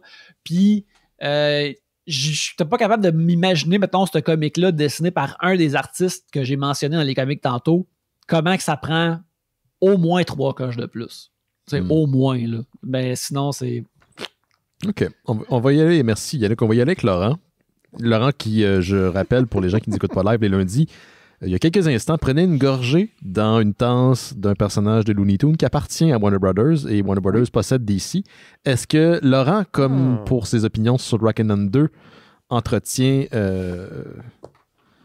une image? C'est ce que je lance ça en l'air, là, mais en tout cas. Oui, mais là, c'est pas pareil. Là. Comment t'as trouvé ça, Laurent? Tu sais, des comics d'Alien, là, ça fait longtemps que ça existe. Hein? Ça fait longtemps que ça existe. Puis à chaque fois que je n'ai essayé, tu sais, tout le temps avec un mindset de genre, hey, j'aime ça les aliens, j'aime ça les comics, je peux aimer ça des comics d'aliens. Logiquement. Théoriquement, oui. Mais on dirait que tout ce que j'ai essayé, puis j'en ai essayé beaucoup, c'est jamais mieux que correct. Même quand c'est des artistes que j'aime. Tu sais, j'en ai lu de Mignola, de Richard Corben, de Guy Davis, puis je suis tout le temps comme, c'est correct, tu sais. Fait que je sais pas pourquoi j'avais des attentes. Parce que c'était Marvel, peut-être? Ouais, ben c'est ça, j'étais comme, ils vont le reprendre, tu sais, j'ai l'impression de Dark Horse, quand ils faisaient, c'est comme, faut faire de quoi avec, sinon on va perdre la franchise, tu sais. Puis là, j'étais comme, tu sais, Marvel, ils vont faire de quoi avec, puis ce qu'ils ont fait avec, c'est qu'ils ont gardé le même chemin d'ultra-médiocrité que les pires comics de Alien qui sont sortis juste pour sortir des comics de Alien ont fait. Puis, effectivement, moi aussi, Salvador Larroca, c'est peut-être après Flash Yannick. Moi, je lisais fin des années 90 quand il avait repris les Fantastic Four avec Chris Claremont dans le temps de Heroes Return, genre. 98-19, genre. Je l'aimais bien à l'époque, effectivement. Ça ressemblait un peu à Jim Lee, mais avec une petite approche manga que j'haïssais pas, genre. Puis tout, là, j'étais comme, Salvador Larroca, tu sais, clairement, j'ai pas suivi ce qu'il a fait depuis, là. Je sais qu'il a fait des affaires de Star Wars, puis tout, tu sais. Mais là, j'ai ouvert ça, puis j'étais comme, c'est le même gars, mais c'est donc ben hideux. c'est genre, il n'y a pas d'autre mot, là, pour vrai. Je suis comme, OK, il y a 2 designs de Alien qui sont badass, mais ça te sauve pas si tu fais rien avec. Ça te sauve pas 6 numéros, genre, ultra, en tout cas, d'un vraiment rébarbatif visuellement et qui apporte vraiment rien du tout à la table pour, tu sais, c'est ça, moi, Alien, même les films, j'aime pas tout, mais j'aime ça quand on me nourrit cet imaginaire-là, tu sais, j'aime ça, Alien versus Predator, parce que je suis comme, ah ouais, attends, les prédateurs, pour devenir des adultes, ils vont chasser des xénomorphes, c'est fucking, oh mon Dieu, je trouve ça, genre juste, tu mets une pierre à l'édifice, je suis comme, oh, c'est nice, tu sais. Et c'est la seule pierre à l'édifice qu'ils mettent dans les films, par contre, des Alien vs. Predator. Aucune pierre a été rajoutée à cet édifice dans ce comic-là, tu sais, à un point tel où t'avais oublié de m'envoyer le 6e numéro. Oui, je l'ai envoyé oublié pour tout le monde. Je l'ai envoyé individuellement à tout le monde. Après, je fais oh fuck. Puis, tu sais, j'avais lu jusqu'à 5, puis j'étais comme, ça finit un peu weird, mais je m'en crisse. J'étais comme, tu sais, dans le sens que j'étais comme, peut-être ça devient une série ongoing, puis que le prochain numéro, ça va être comme le début d'un nouvel arc qui prend la balle au bon, genre, mais j'étais comme, je m'entorche. J'étais un peu comme vous. Je sais pas pourquoi j'espérais beaucoup de cette série-là parce que, bon, c'est hit and miss là, ce que Dark Horse a publié avec Aliens, puis les Predators, puis les Aliens vs Predators pendant des années. Il y a des trucs que c'est évident, comme tu l'as dit, Laurent, qu'on a l'impression que c'était juste pour générer des titres avec des franchises qui étaient reconnues. Puis comme là, ça a été rapatrié par Marvel, qui a quand même une culture éditoriale qui est vaste. Là. C'est quoi? C'est 80 ans maintenant, Marvel, de contenu de publication. C'est pas tout bon, mais ils font quand même des bons comics. Il y a des bonnes séries de temps en temps qui sortent. Puis je me disais, ils vont prendre cette connaissance-là, puis ils vont l'appliquer à une franchise qui en a donc besoin, parce qu'elle est très décousue en comics. Elle est très décousue aussi au cinéma maintenant avec les Covenant et compagnie. Fait que peut-être qu'on va aller trouver un genre de, comme on dit en anglais, un backbone d'histoires intéressantes qui vont être développées par des artistes qui ont une voix puis qui ont quelque chose à dire. Puis c'est le contraire que j'ai eu. J'ai pas eu l'impression d'avoir eu un scénariste puis surtout pas un dessinateur qui avait quelque chose à apporter à la franchise. J'ai senti la commande. Bien sûr qu'un comic d'Aliens, c'est une commande. Mais il y a un gars comme Donny Cates, il travaille sur un personnage comme Venom, puis il avait quelque chose à dire sur Venom. Il avait son histoire à apporter. Puis maintenant, sa série dont Simon nous a parlé dans les dernières semaines fait partie du canon du personnage. T'sais. Elle a marqué l'histoire du personnage. Je m'attendais à ce que des équipes créatives aient le même impact sur la série d'Aliens. Puis à ma connaissance, en tout cas, pas à ma connaissance, cette première série-là ne fonctionne pas du tout. Je sais qu'il y a eu un 7e numéro, il y a une poursuite qui s'est faite, il y a un 35e anniversaire, un numéro 35e anniversaire qui est sorti, qui se passe sur Hadley Hope, la base des colons dans Aliens, qui est un one-shot. J'ai pratiquement plus voulu lire ça que cette série. C'est long pour rien, puis comme je pense, Yannick, tu l'as mentionné, les meilleurs moments, c'est où est-ce qu'il y a de l'illustration, où tu as, par exemple, les aliens dans de la pénombre, puis la fille qui est clairement une inspiration du personnage dans Species, là, qui elle-même était d'inspiration de Giger, qui était l'inspiration pour les xénomorphes, fait qu'il y a un lien. Là, je dis, ils vont peut-être faire de quoi intéressant avec. Puis, non. OK. Ben, tu sais, ça, je pense que ça doit faire partie de leurs idées. Comme, ben, tu vois, Laurent, tu disais qu'il n'ajoutait pas de pierre à l'église. Moi, je trouve qu'il en rajoute, mais vraiment à la fin que là, tu t'en crisses. Là, t'es comme, qu'est-ce que c'est comme. Tu sais, à un moment donné, il y a de l'air de glisser l'idée que les aliens sont comme le contraire du monolithe de 2001. Tu sais, le monolithe de 2001 apparaît pour voir si t'es prêt à la technologie, mais les aliens, comme ils apparaissent, comme ils disent non, l'humanité, ça l'arrête ici. Puis c'est ça. Puis ça, je trouve ça vraiment cool et intriguant, mais je viens de checker justement les autres numéros d'Alien, puis je suis comme, encore dessiné par Salvatore Larocca, non merci, je vais m'en passer. Tu sais, c'est... Mais c'est dommage, parce que c'est vrai qu'il y avait des bonnes idées, tu sais, avec Bishop qui revient, avec, tu sais, justement, tu sais, les aliens, ils parlent beaucoup de, tu sais, leur lien à l'humanité. Justement, moi j'avais aimé l'idée aussi de Predator versus Alien. C'était cheapos un peu, mais j'aimais cette idée-là, j'aimais creuser un peu. Puis moi j'aime ça quand on se fait humbled, là, quand les humains sont remis, genre vous êtes un peu niaiseux, on va vous éradiquer parce que vous faites juste de la merde, vous avez tout gâché. C'est un cancer. Je suis vraiment I'm down with that. Fait qu'il y avait des bonnes idées, mais moi aussi, à la fin, je suis OK, cool. Puis le lien, en fait, entre le reste de la franchise, je pense que les gens étaient à la recherche de ça aussi. Là. Je connais un auditeur des Mystérieux Étonnants, et c'est lui qui m'avait parlé de la série initialement. Lui, il avait été satisfait. Il a trouvé son compte, pas moi, malheureusement, mais il disait, il y a un lien avec la franchise, tu vas voir. Puis le lien, c'est le fameux vaisseau où Gabriel Cruz, qui est notre personnage principal, va initialement en mission de sauvegarde, puis il ramène les fameux spécimens d'aliens sur la station Epsilon, qui est autour de la planète Terre, en orbite autour de la planète Terre. Mais ce vaisseau-là, c'est quoi le lien avec le reste de la franchise? Il paraît qu'il faut gratter, puis c'est comme un vaisseau qui est en orbite de LV-426 dans le temps. Là, c'est du nerd shit. Là, puis je suis I'm all in pour du nerd shit. Mais il faut que tu m'en donnes un peu. Il faut que je le sache. Mais, puis c'est rendu là, je care pas assez pour aller chercher. J'étais allé chercher. J'avais rien à faire samedi. Non, c'est pas vrai. J'ai reçu du monde samedi. Dimanche, j'ai rien fait. Ouais. T'avais-tu fait quelque chose de geek sans dimanche après-midi? Hey man, j'ai lu, c'est ça le livre d'Alex Castonguay sur les débuts de la pandémie au Québec. C'était un vrai thriller. Mais non, c'est ça, je trouve que, tu sais, une affaire que je pensais, parce que, mettons, si Brian Hitch dessinait ça, je serais comme, oh yes! Ceci est bon, ceci est le fun. Ça serait vraiment plaisant. Tu sais que d'ailleurs, Brian Hitch, il va dessiner full d'affaires de Marvel l'année prochaine. Là. Il est prolifique comme jamais. Mm-hmm. Mais c'est ça, comme on dit depuis tantôt, Salvador Larroca, c'est juste comme pas excitant. C'est pas. Tu sais, Marilyn, tu disais que les dialogues sont weird parce que les bonhommes, ils racontent trop ce qu'ils font. Mais moi, je pense que c'est parce que le writer a dû voir à un moment donné que c'est tous des bonhommes stiff qui sont placés. Puis c'est pas des cases ou des pages qui racontent. Il y a des séquences où je comprenais pas ce qui se passait visuellement. Il y a une séquence où il y a un alien, un chestbuster là, qui sort du ventre d'une victime. On essaie de l'attraper avec une espèce d'aquarium. Puis il sort. L'aquarium apparaît la première fois qu'il le met dessus, je pense. Exactement, parce qu'il en parle, mais on le voit pas. T'sais. Ce qui est en fait l'erreur des premiers films parlants, là, parce qu'on montrait puis on anticipait le bruit qu'on allait entendre. Là.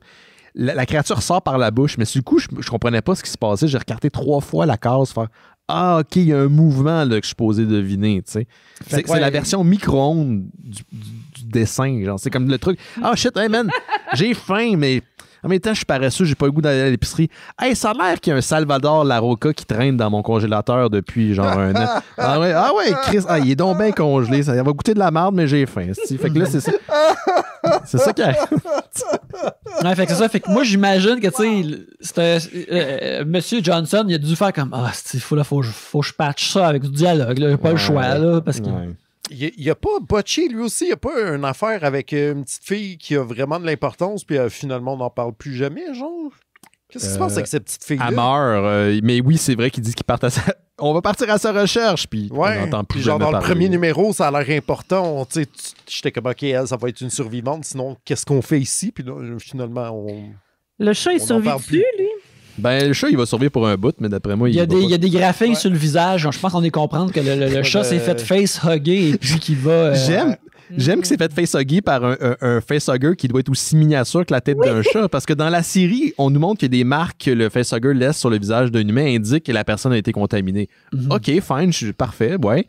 Mais le chat, il y a des tout petites marques sur la face. Fait que le facehugger, il était... tu vois juste dans un close-up. Un close-up. Fait c'était un tout petit... Tu sais, ça, c'est un niveau où est-ce que l'artiste puis peut-être le scénariste se sont pas posé les bonnes questions, là. Mais tu sais, comme encore là, ça dit comme là, avec ça, ça va être comme un genre de livre choral que par story arc, ça n'a pas besoin d'être tout le temps le même personnage principal, puis ça va être comme une infestation d'aliens sur Terre. Puis je suis comme ok, cool, si ce n'était pas de la personne qui a dessiné tout ça, peut-être je le checkerai. Mais... genre ils vont parler de l'invasion, mais on va rien voir. Ça va être du monde qui pointe vers l'horizon. Puis... Ouais, c'est ça. Puis il va y avoir de la narration. Quand l'invasion est arrivée, c'était terrible. Puis j'ai une question pour vous autres. Le Alien Alpha qu'il y a dans cette série-là, parce qu'il y a un genre de Alien, I guess, mâle, version bourdon de la hive des extraterrestres. C'est quoi ça? C'est-tu parce qu'il est sorti d'une créature ou c'est un autre sous-casse d'alien qu'on vient d'apprendre l'existence? Moi, j'ai cru comprendre que c'était ce qui avait ramené du vaisseau de v'là 20 ans, donc de ce qu'on voit qui est comme des espèces de tapis, d'alpaca, de l'espace. Ouais. D'après moi, c'est un alien de tout ça, comme on voit dans Alien 3, là, qu'il y a des aliens taureaux, genre. Fait que je l'ai vu de même. Pourquoi c'est un leg si important, ce alpha-là, à la communauté terrienne et de la science et de ça va sauver des vies, fouille-moi. Il tripe bien ses lamas, peut-être, je sais pas. Ouais. Il y a Jean Léger qui l'a mentionné dans le chat, là, puis je vais dire son commentaire. Il dit Alien en livre audio anglais comme français, c'est du bonbon à l'oreille. Il y a tout un pan de l'univers des Aliens qui est développé en romans, et il y en a beaucoup là, de romans, comme il y a beaucoup de BD. Mais ça a l'air que les romans sont vraiment le fun. Puis je dis pas que cette série-là va être à l'image, la suite va être à l'image du premier Trades, malgré que là, la Roca continue, donc oui. Mais en espérant qu'éventuellement, ils trouvent leur... Traitez donc pas cette franchise-là, c'est juste comme une machine à lait, tu sais. J'aimerais ça quand quelqu'un en fasse un projet personnel, quelque chose de le fun, que le monde a envie de lire. Puis Marvel est en train de republier en ce moment les vieilles séries de Dark Horse en omnibus gigantesques qui valent super cher. Ouais. Mais hey, c'est genre 134$ pour un trade qui n'est pas si gros que ça. Là, check moi comment j'apprends pas. Comme je viens de dire que tous les comics de Aliens, c'est des gros omnibus. Tu vu retourner dans une relation toxique en 3 secondes après avoir laissé ton ex. Dans le sens, t'es comme ouais, ben là, je veux plus, elle est pas bonne pour moi. Ah oui, oui, on peut aller souper. T'es comme, on dirait que c'est ça que tu dois avoir comme réaction. Connais-tu la texture du papier? Je vais vite de même, là. T'as un problème, Laurent. Oui, définitivement. Mais non, mon problème, c'est l'espoir. Ouais, j'aimerais ça lire des bons comics de Alien. Je te comprends, Laurent. Est-ce qu'on a quelque chose à rajouter avant de se laisser? Je pense qu'on y a fait le tour, là, puis Alien est à terre ensemble, et comment je fais moi? J'ai vu Last Duel de Ridley Scott la semaine passée. C'était très bon. C'est vrai? Oui. Parlant du papa d'un des papas de Alien. Un des papas d'Alien. Oui, c'était très bon. Là. Il est peut-être même plus. C'était un flop monumental, fait qu'il est peut-être même plus en salle en ce moment. Là, mais regardez ça pendant les fêtes. Il n'y a pas eu de pub pour ce film-là. Très peu, ça. C'est juste, genre, c'est un peu comme Last Night in Soho. Il fallait que tu sois sur l'Internet, genre, pour savoir que ces films-là sortaient, parce que autrement, il n'y avait rien d'autre ailleurs. Là. Excellent. Bon. Donc, New York, la semaine prochaine. Ça a l'air qu'on va parler d'un film qui se passe avec un personnage qui se passe à New York. Yes. Puis c'est peut-être un ninja. Là, je parle pas de Ghostbusters. New York Ninja. Ninjak? Ah. Le personnage de Valiant? Non, c'est un film des années 80 dont Simon a parlé la semaine passée. Ça va être notre sujet la semaine prochaine. Il m'a annoncé ça, qu'il avait trouvé de quoi, fait qu'on va pouvoir l'écouter pour l'émission, pour ceux qui seront là. Allez, faites attention à vous autres à la maison. Merci, Annick. Hey, où est-ce qu'on peut t'écouter pendant au moins encore un an? Pendant au moins encore un an, on peut m'entendre à chaque vendredi à Trois-Bières.com. Cette semaine, on a un épisode avec Eva Avila, qui jadis était la première gagnante de Canadian Idol. Fait qu'elle nous parle de c'était quoi être dans la télé-réalité au début de tout ça. Puis elle est aussi actrice maintenant, porte-parole. On a eu bien du fun avec elle. Alors ça sort vendredi. Et sinon, bientôt, il va y avoir le premier épisode de Vue de Bonhomme que je vais enregistrer avec Benoît Mercier, mais qu'il soit libre. Mais qu'il soit libre. Je libre tout le temps, j'ai rien à faire. On s'arrangera ça à micro fermé. Oui. Et puis, sinon, c'est pas mal ça. Je travaille pour Tribute Games. Alors, la plupart de leurs jeux, tous nos jeux, je les ai co-scénarisés ou scénarisés. Alors, allez voir ça au tributegames.com en 2022. Teenage Mutant Ninja Turtles, Shredder's Revenge. Hey, ça, là, j'ai hâte de jouer. Oh my God. Et puis, oui, ça me fait penser, parce que le jeu va sortir sur Switch, je me souviens bien, c'est exact. Yannick, que Turbo Kid The Game a eu son financement sur Kickstarter. Donc, moi, j'avais backé pour une copie physique sur Switch. Donc, le jeu va sortir éventuellement, mais bravo à la gang de Other Minds et de nos amis d'RKSS qui ont scénarisé et réalisé Turbo Kid, qui est un film culte. Si vous n'avez pas vu la chance de voir ce film-là, il est disponible sur Apple, le vrai Apple, pas iTunes.videotron.com. Allez l'acheter sur un vrai store ou le louer. Donc, bravo à eux. Et Laurent, toi, chez Planète BD, j'imagine que l'achat des fêtes commence. Les gens se garochent comme des petits... en tabarnouche, là, c'est officiel. Puis... pour vrai, je suis tout le temps comme assez tôt, mais il n'y a pas juste les PlayStation qui ont des problèmes d'approvisionnement. En ce moment-là, c'est un cas de partout. Là. Les bateaux, ça se passe mal en ce moment. Fait que brettez pas trop pour vos achats des fêtes si vous voulez des affaires bien spécifiques, là, parce que les affaires prennent du temps. Moi, j'ai pratiquement tout, puis j'ai même ma bouffe pour le temps des fêtes. Tabarnouche. Moi, je niaise pas avec ça avec l'Apocalypse. C'est ça, lui. Ben, il stack du Soylent depuis genre 2 ans. Du Soylent? OK. Ouais, c'est comme la bouffe d'astronaute, là. Ah oui, si je pouvais, oui, je le ferais en tabarnouche. OK, on se reparle bientôt. Tout le monde, faites attention à vous autres. Puis si c'est pas encore le cas, je sais pas pourquoi, mais on vous juge pas. Allez vous faire vacciner. Oui, prenez soin de vous. Ciao! Bye.